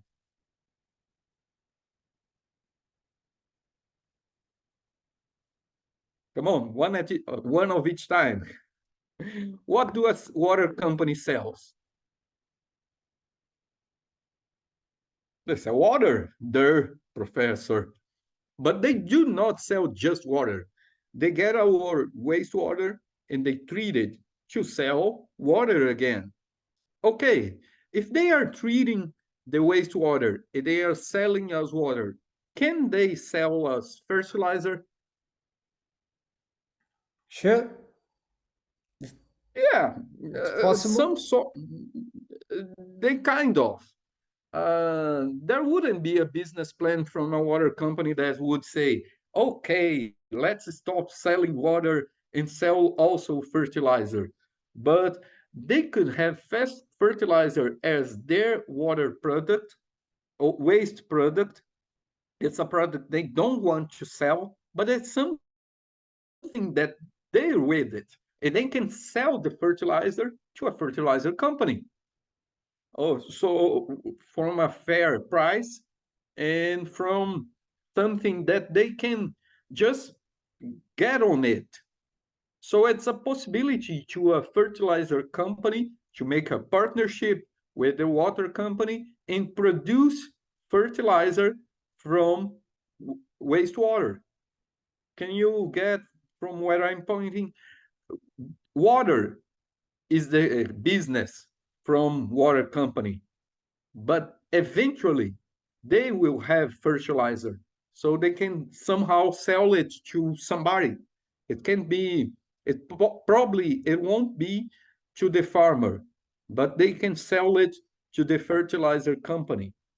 And That would be an interesting point of view. And that is also part of an engineer master degree. I don't know if any of you would like to make your research team on a business plan for a water company to sell fertilizer. That's interesting. Okay, let's go for ammonium nitrate or in sulfate recovery. Professor, why do you need ammonium? Hasn't the Henner-Bosch solved process solved once and for all because it takes air and makes ammonium? Well, yes and no. It solved the ammonium needs. However, we needed to remove it from the water to prevent eutrophication. We don't need the water to get lots of algae that are eating their nitrogen and phosphorus in the water and making our water full of algae and harder to process. So the needs are solved, but not the ammonium problem, because the ammonium still exists in the water we are processing. The Run for Life project and the sites there are using bioelectrochemical systems. It's a relatively clean water. It's from urine. Yeah, guys, we are talking about new standards of life, of what's clean and what's not clean. And urine is a relatively clean water, but it has ammonium, but it has low amounts of ammonium. And black water reduces performance, but it also works. And this technology is some sort of new. Electrochemical systems are some sort of new, but we are talking about technologies that are way older than electrochemistry. So bioelectrochemical are new systems. And black water somehow reduces performance. It happens because black water has organic matter, and organic matter is not conductive, and it has solid on it. It hinders the electrochemical approach. This technology is new. I mean, electrochemistry is some sort of old, but bioelectrochemistry for nitrogen recovery is new. It's expected to remove 75% of nitrogen, and that's great. I mean, if the problem is having nitrogen in the water or ammonia in the water, so the algae will eat the nitrogen and the phosphorus and will reproduce a lot, and we'll have a lot of algae, but we don't want algae, we want the water. And if you are removing 75%, man, that's incredible. That's such good news. If you would like to do research on electrochemical systems, that will be a great research. That's a new application for a new technology. And again, we have this problem from the video. I'll stop to share, but now we have the sound, and let's do it on YouTube. And this video from Virginia Tech is very nice video. You have also again the web link presentation. This video is a very short one. It's just 2 minutes, and we'll go on with our class. Share sounds okay, so let's do it. Hello everyone. Today we are going to learn about bioelectrochemical systems. Bioelectrochemical systems, or BES, are novel systems that utilizes microbial processes for the conversion of chemical energy present in the waste organics to useful form of energy. Generally, a BES has two chambers, an anode and a cathode. Typically, they are separated by a membrane called as ion exchange membrane. In a BES, typically the wastewater is fed to the anode. The microorganisms utilize the organics present in the waste as food and produce carbon dioxide, electrons and protons.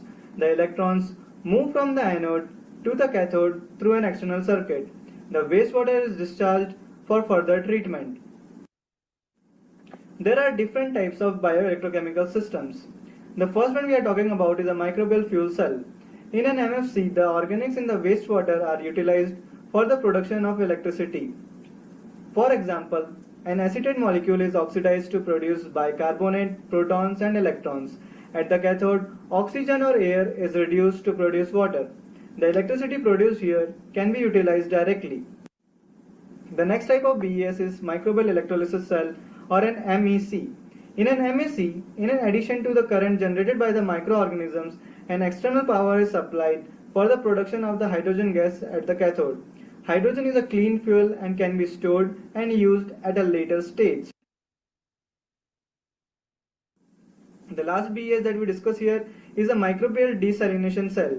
In an MDC, in addition to the anode and the cathode, there is an additional desalination chamber. The saline water is treated in this chamber. The electric field produced in the BES is used to separate ions present in the saline water. The applications of the BES include wastewater treatment, current and energy generation, bioremediation, desalination, color removals, etc. Thank you.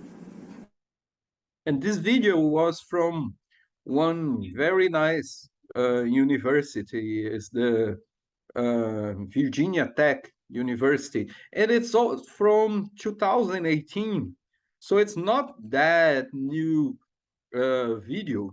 Probably they proceeded in the research and they are doing it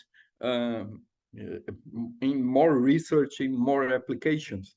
You could be a part of it.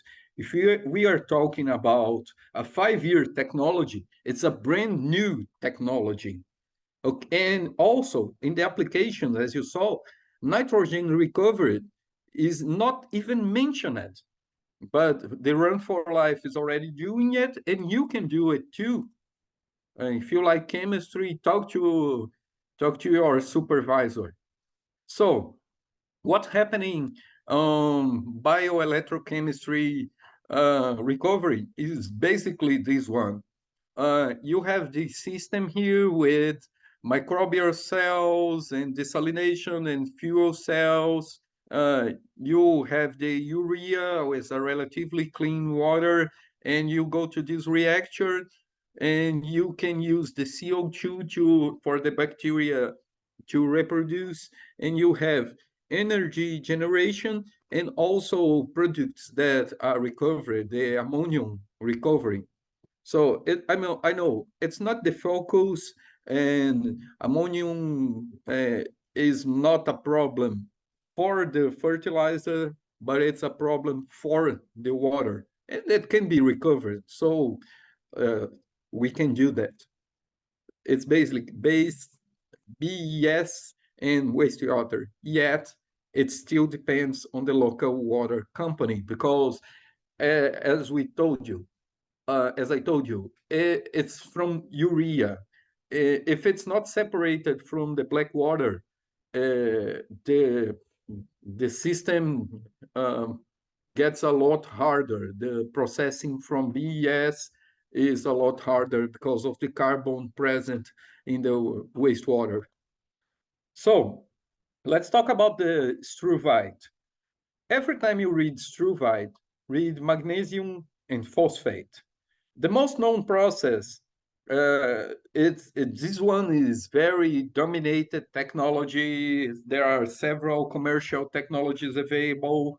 Most of them are digestate of manure. Manure is horse and cattle feces. They recover calcium salts to a lesser extent, potassium struvite. Most of them are phosphorus struvite or magnesium struvite. They will come from horses, they will come from cattle, they will come from poultry.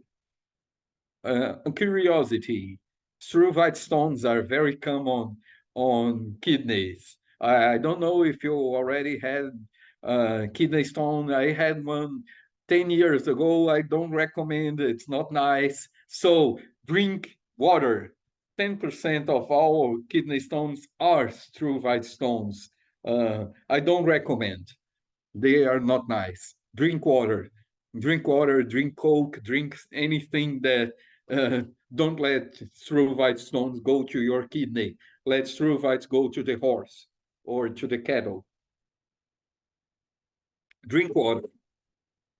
Okay, in Vigo, we don't have black water concentrated enough to get struvite. And that's the problem that we were talking during the interaction. Sometimes the black water is just not concentrated enough. And that should not be a problem, because we are talking about water treatment and we want the water as pure as possible. But when you are talking about nutrient recovery, you must have the black water somehow concentrated. And that concentrated black water should have the enough nutrients to get recovered. In Helsingborg, there's a reactor, a 3-batch reactor is working. The CO2 was removed, the black water pH was corrected, and some reagents were necessary, but they produced pellets of struvite. That's great. Pellets is it's ready for sale. It was not that expensive also. What's incredible, because it can be sold, and it can be a profitable process.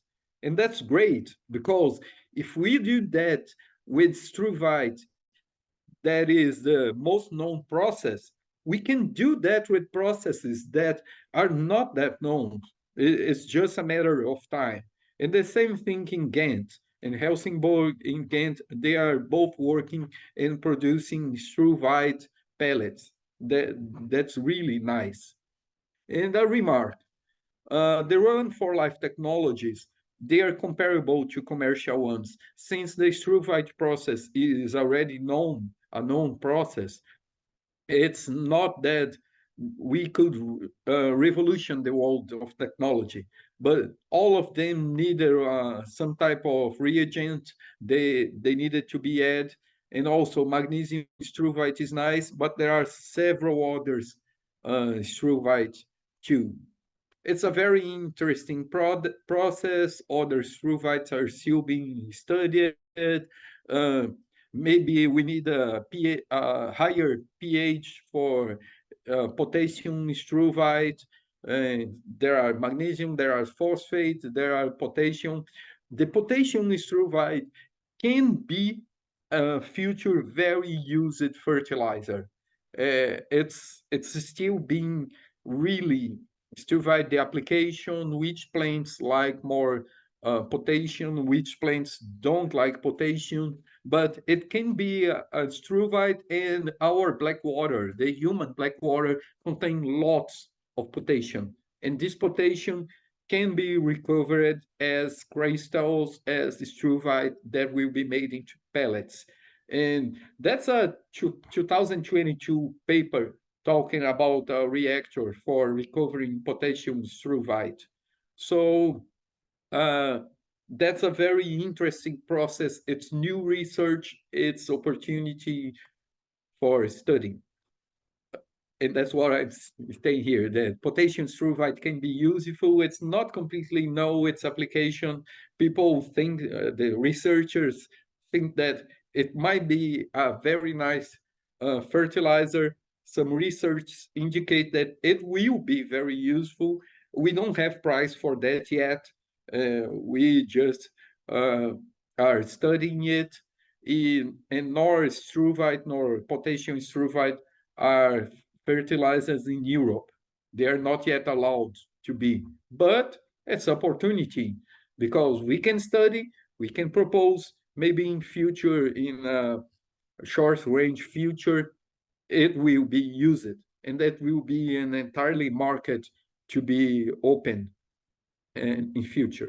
So, well, it's almost 11, it's almost 2 hours of lesson. Let's have a 10-minute stop so we can have some water and drink water.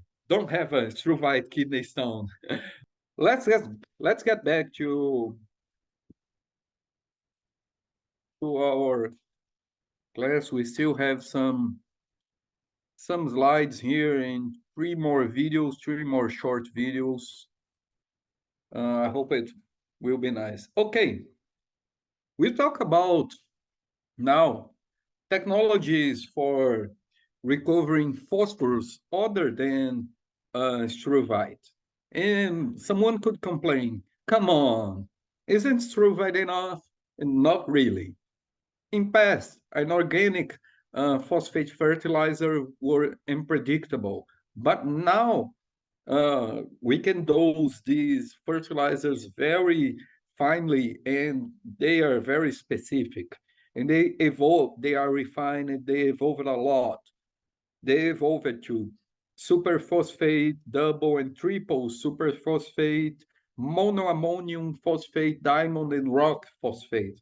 We can have all kinds of phosphate fertilizers. So we need the phosphorus alone so we can dose these fertilizers in a specific way.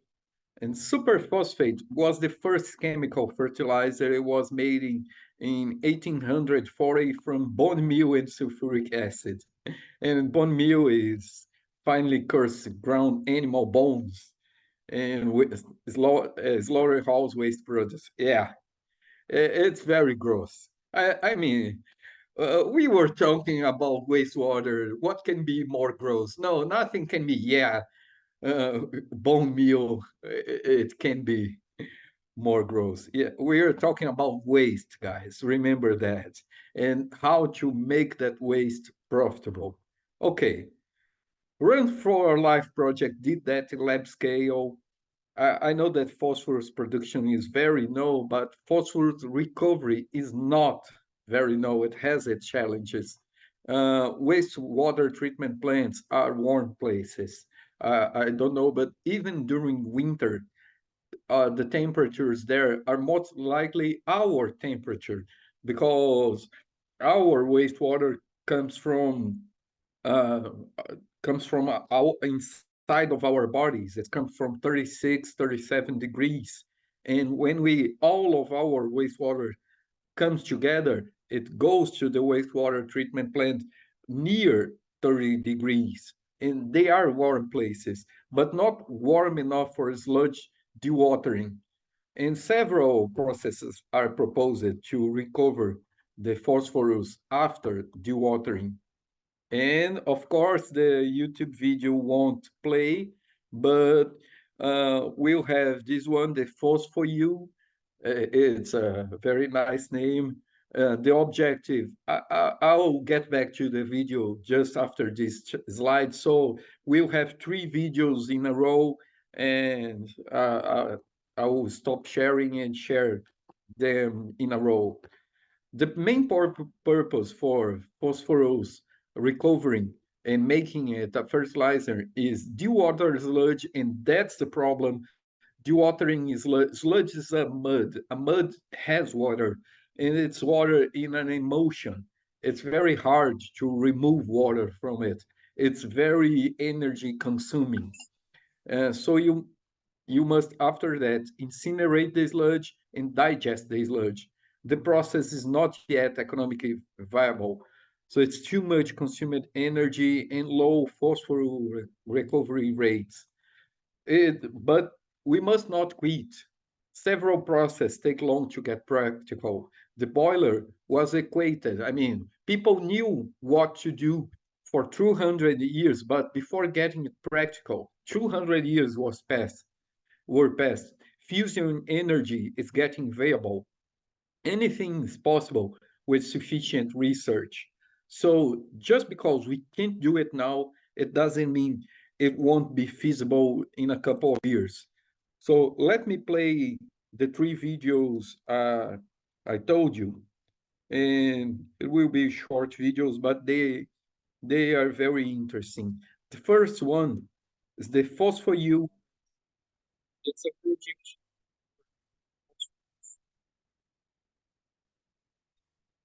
It's just 1 minute video, but it's very interesting. It's a process that's happening in Europe. And let's check on that. Foreseeable future, the human race will be faced with a serious problem if we do not take action now. The decline of raw phosphorus reserves. Phosphorus is an essential element of fertile soils and thus our food. Phosphorus is essential for all kind of energy transfers, and it's also a component of our genetic information in the DNA and the RNA. That means without phosphorus there is no life at all. Actually, we do have a vital source of phosphorus, our wastewater. The recovery and reuse of phosphorus from wastewater is an essential issue in European politics. As a European network of organizations, FOSS4U supports this goal. FOSS4U supports and connects institutions that are part of the phosphorus recycling process. The more products made from recycled phosphorus are used, the closer we get to our goal, to make Europe's nutrition more independent of phosphorus imports. That's a very interesting video. It talks about making Europe independent of phosphorus imports. But since Europe is importing phosphorus, it means that phosphorus is expensive, more expensive in Europe than the rest of the world. And that's the issue. But that's also a topic for research, because there are places that can be interesting where an expensive product can be used. Okay, the next video is from an initiative from Bill Gates.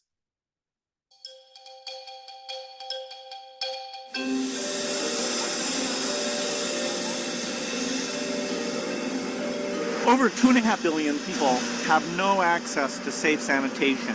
We asked brilliant engineers to help us solve this problem. And one of those engineers actually has proposed a solution where the waste is valuable. The Omni processor turns sewer sludge, which is kind of nasty, into clean drinking water, electricity, and ash that is pathogen-free. This is where the sludge enters the machine. It goes up this conveyor belt, is fed into these large tubes we call the dryer. That's where we boil the sludge. And in the boiling process, we separate the water vapor from the solids. The solids are now dry, and we can feed them into the fire. Once we have this very hot fire, we can make high pressure, high temperature steam. And we take that steam and we send it to a steam engine. And the steam engine drives a generator that makes electricity that we use for the processor, and also excess electricity that can be delivered back to the community. The water vapor that's created in the boiling process is run through a cleaning system until we have the cleanest, purest water you can possibly imagine. The sanitation system as we know it in the developed world cannot work in developing countries. So what we need in developing countries is a very simple system. The entrepreneur that owns this processor will get paid for the input, the sludge.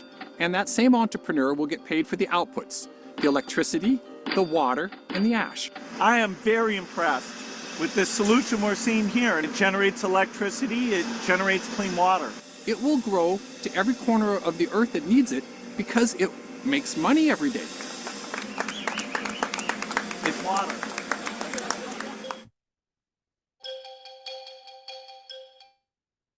Okay, that's a very interesting video. That's not the one I was supposed to show you. The one that I was supposed to show you is not about the technology, it's about the application that happens in Rumando country, and that we would show you the results of the application in the country. It was very interesting, but the technology is also interesting. Let's see the third video. Let's try it again. Centuries, our wastewater treatment plants have evolved significantly, providing us with valuable services. With the InCover project, we are currently testing an innovative combination of technologies to move further towards resource recovery-based wastewater treatment plants, contributing to a circular economy flow, whilst also allowing reductions in greenhouse gas emissions, energy consumption, and operating costs. For example, we combine the use of bacteria and microalgae to remove pollutants from wastewater and to produce bioplastics such as biodegradable packaging. We also clean the biogas produced at the wastewater treatment plant to obtain biomethane that can be injected into the natural gas grids or used as a biofuel. Additionally, using a yeast-based biotechnology, we are able to produce organic acids needed for the composition of several household products. We develop nature-based processes and innovative systems to recover added value nutrients from sludge. We also test hydrothermal carbonization to produce biochar from sludge, which can then be used for domestic heating and other industrial and agricultural activities. Furthermore, we are using optical sensing and soft sensors to optimize bioproduction. The wastewater is then treated to an advanced stage using solar energy to reuse them safely for irrigation. Besides, we also build smart agriculture tools that meet the needs of crops in real time. All of these technologies already exist, and the European project InCover is currently testing them at demo and full scale in 3 different European sites. We use a life cycle approach to optimize their impact on sustainability, and we assess their environmental, economic, and social performances. These new solutions will be ready to equip wastewater treatment plants soon in order to halve their operating costs, produce energy, reduce greenhouse gas emissions by up to 80%, and mobilize the full potential of wastewater by recovering added value bioproducts. To be prepared for the arrival of these technologies, an app will guide you to make the best choices and investments to meet your needs. To find out more about InCover Project, visit our website, incover-project.eu. Okay, and now it works. And also, I've put the web link for that case from the Bill Gates project. It's not from, I was telling Rwanda, but it's not from Rwanda, it's from Senegal. And I'm sorry for that. And okay. So we had that InCover project, we had that Bill Gates project, and we had the projects that the FOSS4U project. The 3 of them were remarkable initiatives, but yet they're not viable economically. But as I said, the money is not the only thing that we should look. It's an important thing to look. A company that it's not profitable. It's a company that won't last long. But we should look further than just profitable. Okay, then just profit. The InCover project makes solar-driven ultrafiltration for disinfection and also electrochlorination for disinfection. The sun generates the energy and obviously must have sun. If you are in a country that doesn't have that much of sun, the technology won't work. We'll need more a different form of energy to make it work. So here we come to the last technology part of our session, of our lesson. It's an optimized train of technologies for recovering nutrients from wastewater. And let's put the pieces together, because we saw a technology for phosphate, we saw a technology for NPK, we saw a technology for struvite. Now let's put the piece together and make this jigsaw puzzle better to look. Let's list technologies that can contribute to recover nutrients from wastewater. And the point here is try to maximize nutrient valorization as fertilizer, as kitchen waste and black water in 2 different regulatory frames. One frame can use sludge directly and other cannot. In both cases, black water is mixed with kitchen waste. It's a form of aggregation nutrients to the black water, since the human black water is not that rich in nutrients that we can recover. So the points here as this. We have this beautiful chart here showing all types of technology that we can use from sludge, and we take here waste that is in blue, the process is in yellow, and the product is in green.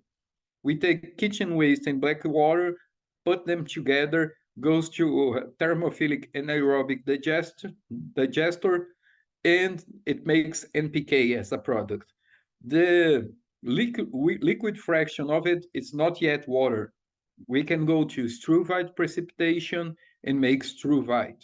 We can go to biopol and make phosphate. We can go to phosphate calcium precipitation and ion exchange and make calcium phosphate. We can go to ammonia stripping and make ammonium sulfate. Zeolites, it's some kind of filter and make ammonium. We can also have some material rich of phosphate and salts of phosphate, go through ozone and have water for irrigation. Look, I'm not saying that all of these are profitable.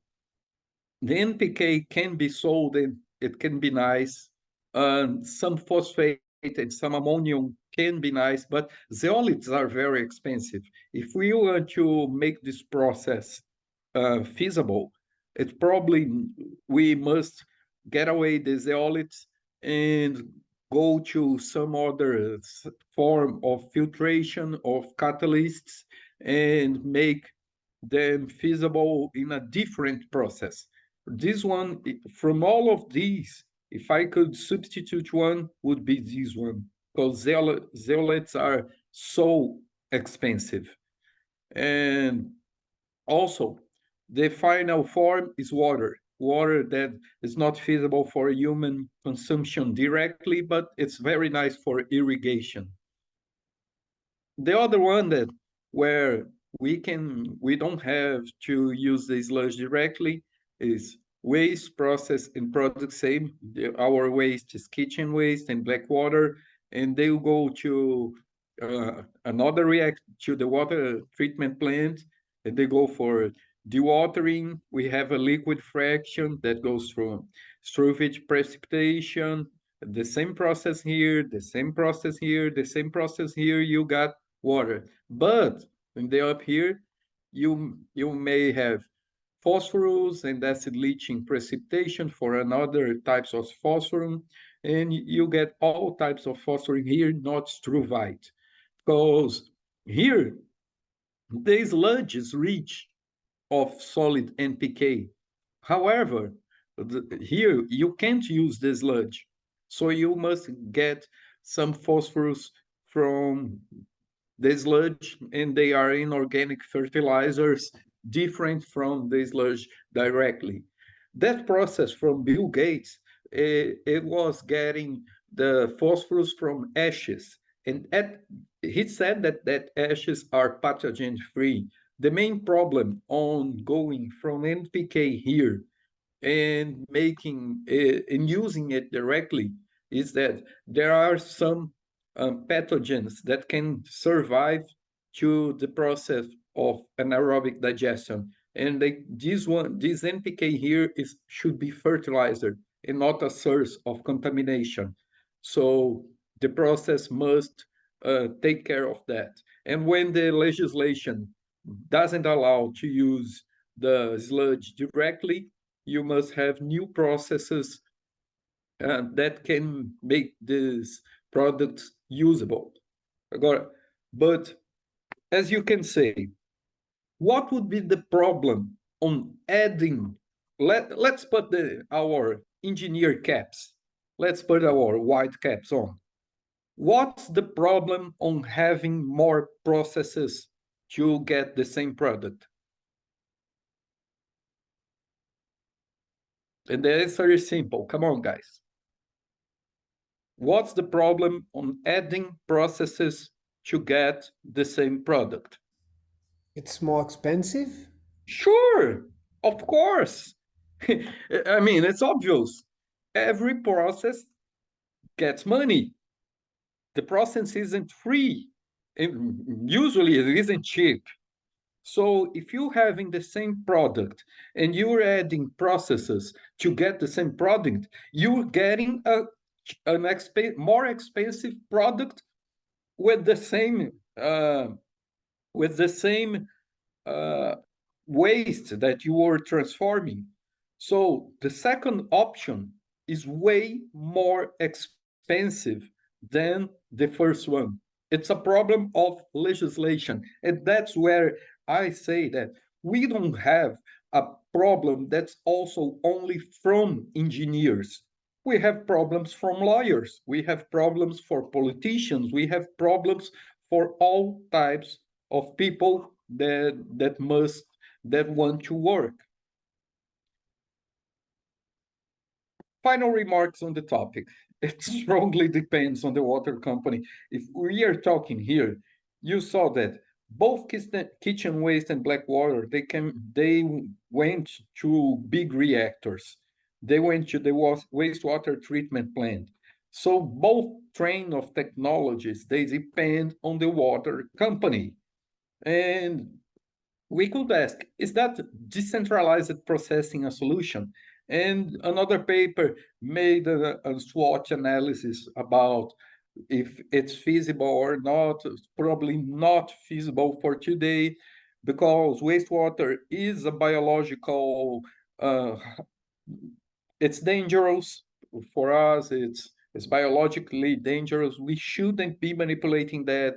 It must have professional manipulation. So we still depend on the water company, and it's a problem. And if the water company just don't want to process that, we'll have problems. So it can be a problem that's away from our reach. It's beyond our reach. Another remarks. Not all the technologies were new, but there's a lot to be done. Most would strongly agree that recycling is important, and also that wastewater treatment is important. But what about wastewater recycling? Most people just don't think on that. They just want to flush the toilet and okay, that's a water company problem, but it's not. It's our problem. And as engineers that are concerned about reusing and recycling, we must think about wastewater recycling. There are a lot of nutrients that can be recovered. Okay, the last topic of our lesson is energy autarky to nutrient recovery. Now, we'll just somehow forget about the nutrient and let's concern about the energy needed to the process, because energy is money. This study comes from India, and wastewater is a potential source of nitrogen and phosphorus. And in India, 2/3 of urban wastewater is untreated. And there are some biorefinery options that hold the key for that. But why biorefinery? Because they have 4 different methods to recover nutrient. The chemical precipitation, microalgae, fuel cells, and ion exchange. It makes a mass and energy balance. And this paper here, yeah, black water recycling, no, not exactly like this one, Vicente. And this paper here makes a mass and energy balance to these types of nutrient recovery. What does that even mean? It means that whenever you have a method for processing wastewater, it might need reagents, it might make produce fertilizer, but all of that has some energy consumption. And that's what this paper focuses. It's very interesting paper. And the main result of this paper here was that you have all kinds of energy consumption in different forms, in different methods for wastewater treatment. And you got activated sludge process here, and you got trickling filter, SBR, sequential batch reaction, USB here, FBR, which means fluidized bed reaction, and the four of them new ones were sewage treatment plants with chemical precipitation, ion exchange, fuel cells. Fuel cells was very nice. It was near. These ABCD are new technologies. Those one here are old technologies. US almost doesn't consumes energy, but if you look at the D microalgae, it consumes lots of energy. I mean, it consumes really lots of energy. So what should we do? We should discard it, right? Well, not exactly. If we are talking about research, the possibility must stay on the table because the technology that's used today is the technology that can be changed tomorrow. So if we look at differences between all of these technologies and the potential benefits that can be got from them, we've got several types of technology, even more for microalgae. If you haven't ever seen a microalgae facility, we've got one here at Curitiba. We got biodiesel production, and it's working very nice. This one is probably one of the facilities in the world that's producing more biodiesel in the world. It's really nice production. You may check on NPD EAS facility. Try that on Google. You'll find several papers. It's very nice. So, getting back to microalgae, the difference between the forms of the methods for processing sludge or wastewater is that chemical precipitation plus STP consumes this part and makes it is not profitable. Also, ion exchange either, and also fuel cell either. But the microalgae that consumed so much energy, check this out. It makes net savings. I mean, it's profitable. This is very interesting because even if it consumes energy, the products are so valuable that this process is profitable. And that's the first time when we are talking since the beginning of our lesson that one process that's experimental because it's research, but it's profitable. And that's very interesting. I recommend you to get this paper here about wastewater in India and read it because it made the process that's research. It's something that's still being studied. It's about microalgae, but it's already profitable. If it goes to industry scale, it will be really profitable and the fertilizer will be recovered in a way that it can be sold. And that's incredible. That is technology changing the big picture. That's a surprisingly conclusion because microalgae is a profitable alternative. It's indeed very energy consuming, but it's the only one that doesn't have financial loss. But what about the energy? Where will it come from? Well,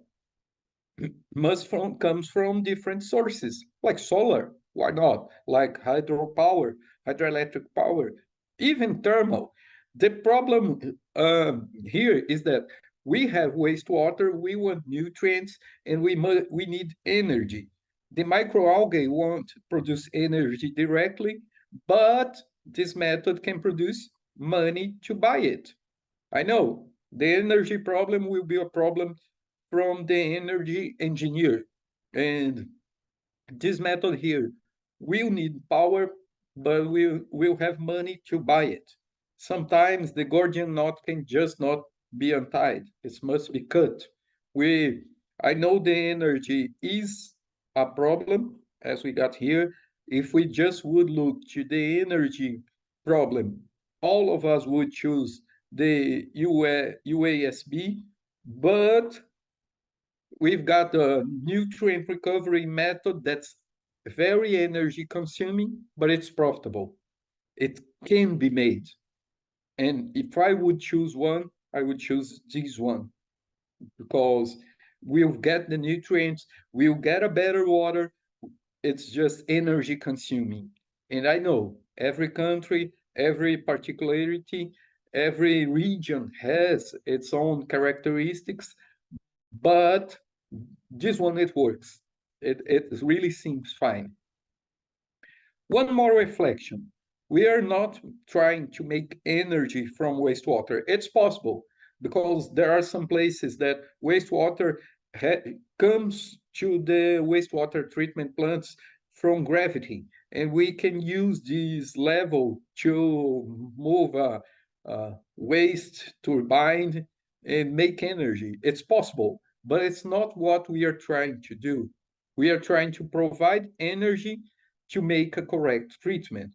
And that treatment, that energy will come from a different source than the own wastewater. And which decision we will make? It's not that simple, because UASB is energetically cheap, but microalgae can be profitable. So each case demands one decision. And sometimes there is no wrong. There's an answer for each case. I know us as engineers, we always are looking for what's the right decision. But when we are talking as researchers, sometimes there's not just one right decision. There's the right decision for now. That's the right decision for the thing you are studying, for the decision you must take it now and where you are. Sometimes you must choose one, sometimes you must choose other. Okay, we have finished the topics. We've got still 25 minutes, but the class is not over yet. I've got a few thoughts about what we are thinking. Maybe we've got a couple of minutes to interact a little more. Wastewater is a very complex problem. As I told you in the beginning, I was not concerned when preparing this lesson. I was not concerned on looking of each technology, each part of a process, each chemical reaction. We could do that, but that class would take like 1 month just on one process. And I didn't have that time. So it was my choice to look at the process from far away. We should take a look from the US. We take a look from microalgae. We showed lots of different technologies trying to recover nutrient.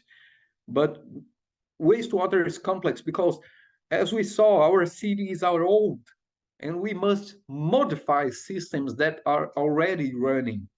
And everyone knows that's complex, and make it profitable. It's complex because it involves agriculture, it involves industry, it involves transportation, in education, environment, health, and also legislation, rural or regional development. It's complex. Possibly the future is some sort of all of these combined. And we will try to do some combined recovery. It's more like this stone structure here, and every modification can make everything crumble. It's not what we want. We want to be part of the solution and not a problem. And we haven't even talked about some very complex problems like microplastics. It's becoming more and more common since it's not just on fish, it's becoming common already on cattle, already on pigs, on poultry. It affects water quality. It takes lots of energy to filter, and it has effects on human and animal health. It's yet a problem to be solved. It's open to research, trying to take this away. Even more, it will be strongly dependent on the country needs. There are, when we saw the FOSFOU project, they are concerned not about the phosphorus price, but making Europe independent of phosphorus importation. And so it applies. But there are other countries that phosphorus is very abundant. So maybe it's hard to recover nutrients from phosphorus because it's so cheaper to mine. And the solutions we are proposing are strongly dependent on the country needs. Does your country need fertilizer, or is it a producer or a buyer? What do you need? What's the problem that you need to recover? And also, culture matters. Would you drink from a machine that supposedly cleans wastewater? Would you? Write it on chat. You got this machine, you know it enters wastewater. Would you drink the water that comes from this machine?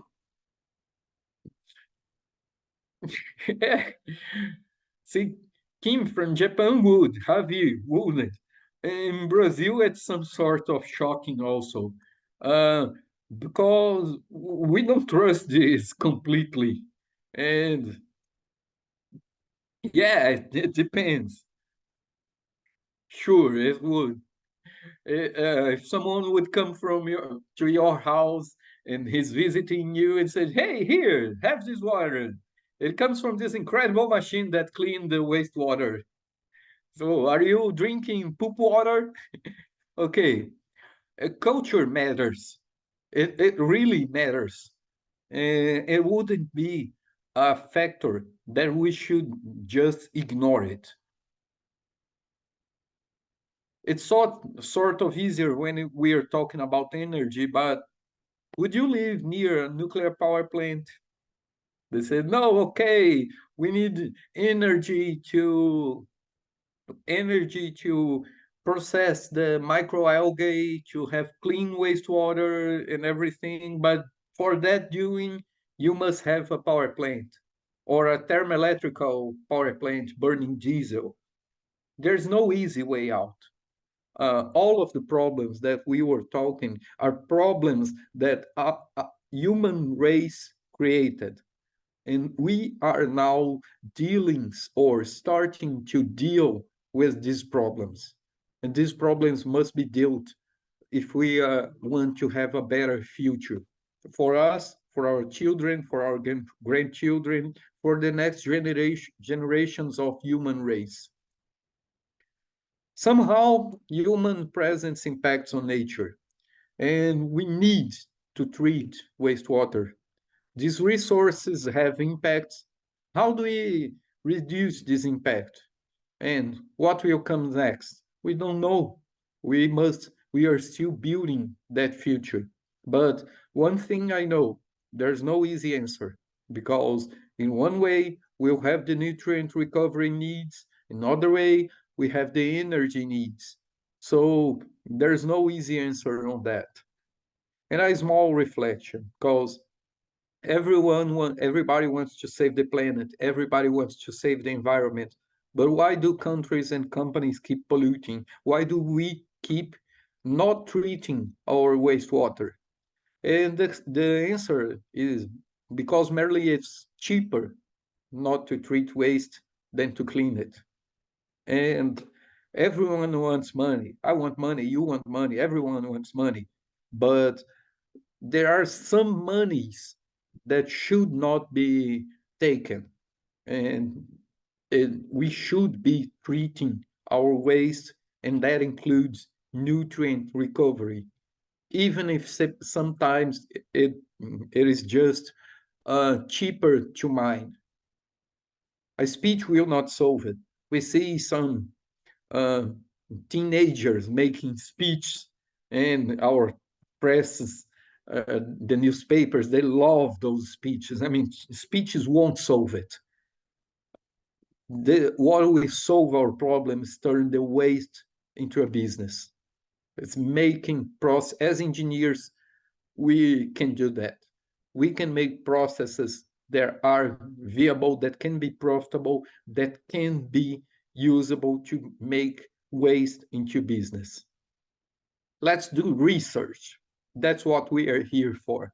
That's what you left your home and went to Germany to do. Well, by now I hope you are thinking, man, how am I gonna solve all of this? You don't have to.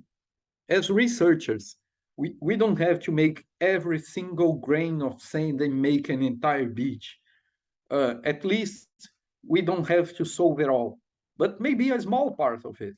Maybe I can't make an entire wastewater treatment plant, but I can make a process, a heat exchanger, a reactor, a new type of microalgae. You may solve a small part of it. I do love books. I mean, I really love books, and I love classic books, but I like sci-fi books also.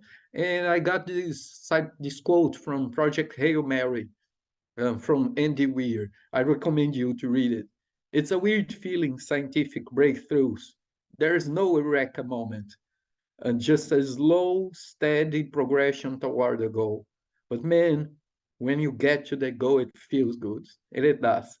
If you read it, you'll check what he's talking about. We went to several topics during this lesson here, during the last 3 hours. Were technologies to obtain NPK, to ammonium sulfate recovery, to obtain struvite and other phosphorus fertilizers, and also a train of technologies for reuse of water. And we ended the class with those technologies, and also we have a talk about the energy autarky to nutrient recovery. For every single of those topics, there is hope, there is research, there is us, for every single of them. And I hope you can contribute on those topics. If you allow me, Kung Fu Panda rules. Yesterday history, tomorrow is a mystery, today is a gift. That's why it's called present, from Master Hugi. Here's my contact info. It was an incredible pleasure to be with you to the last 3 hours. If you have any doubts, you have any comments, if you have any questions, I hope you can contact me. I hope we can do research together. I hope we can meet in person, maybe in October or November, in the IMAT session, okay? Any last comments that you'd like to add, to share? We still have 10 minutes. I would like just to thank you, Professor. Being from Brazil as well, I'm from the other big river. I'm from the big river of the south. So man, I'm sorry for the flood. I'm really sorry. Yeah, thank you. It's been difficult, but thank you for the lesson. And if I'm approved in a project in Japan, I may develop my master thesis with something that has to do with biogas digesters. So if you don't mind, I might contact you for some insights. Sure. But, yeah, thank you very much for the lesson. It was amazing. Oh, thank you. We are doing biogas production here at Curitiba. We have this biodigester from a poultry farm. I know poultry is not the best place for biogas production, but it's working really nice. And I instrumentated the farm, the biogas reactor. It's really nice. That's and great. We got all kinds of problems. Even a sheep that jumped inside the biogas reactor. God. That's a big problem. Nice. That was a problem. But what did the sheep wanted inside the biogas reactor? Just contributing with its energy. Sure, we have a video for that. Nice. Thank you, Professor. Thank you so much. Okay. Thank you, Ettore. Okay, guys, if you don't have any questions, see you. Somehow we'll meet. I hope we will meet in future. Okay? All right, Professor. Thank you so much. Wonderful. Thank you so much. And, yeah, Professor, if you want, you can just leave. I think that's usually the protocol. Okay. No one from the university usually come. It's only us, and then when we finish, we finish. It's okay like that. Okay. Have a great day. Thank you. Bye. Have a nice day.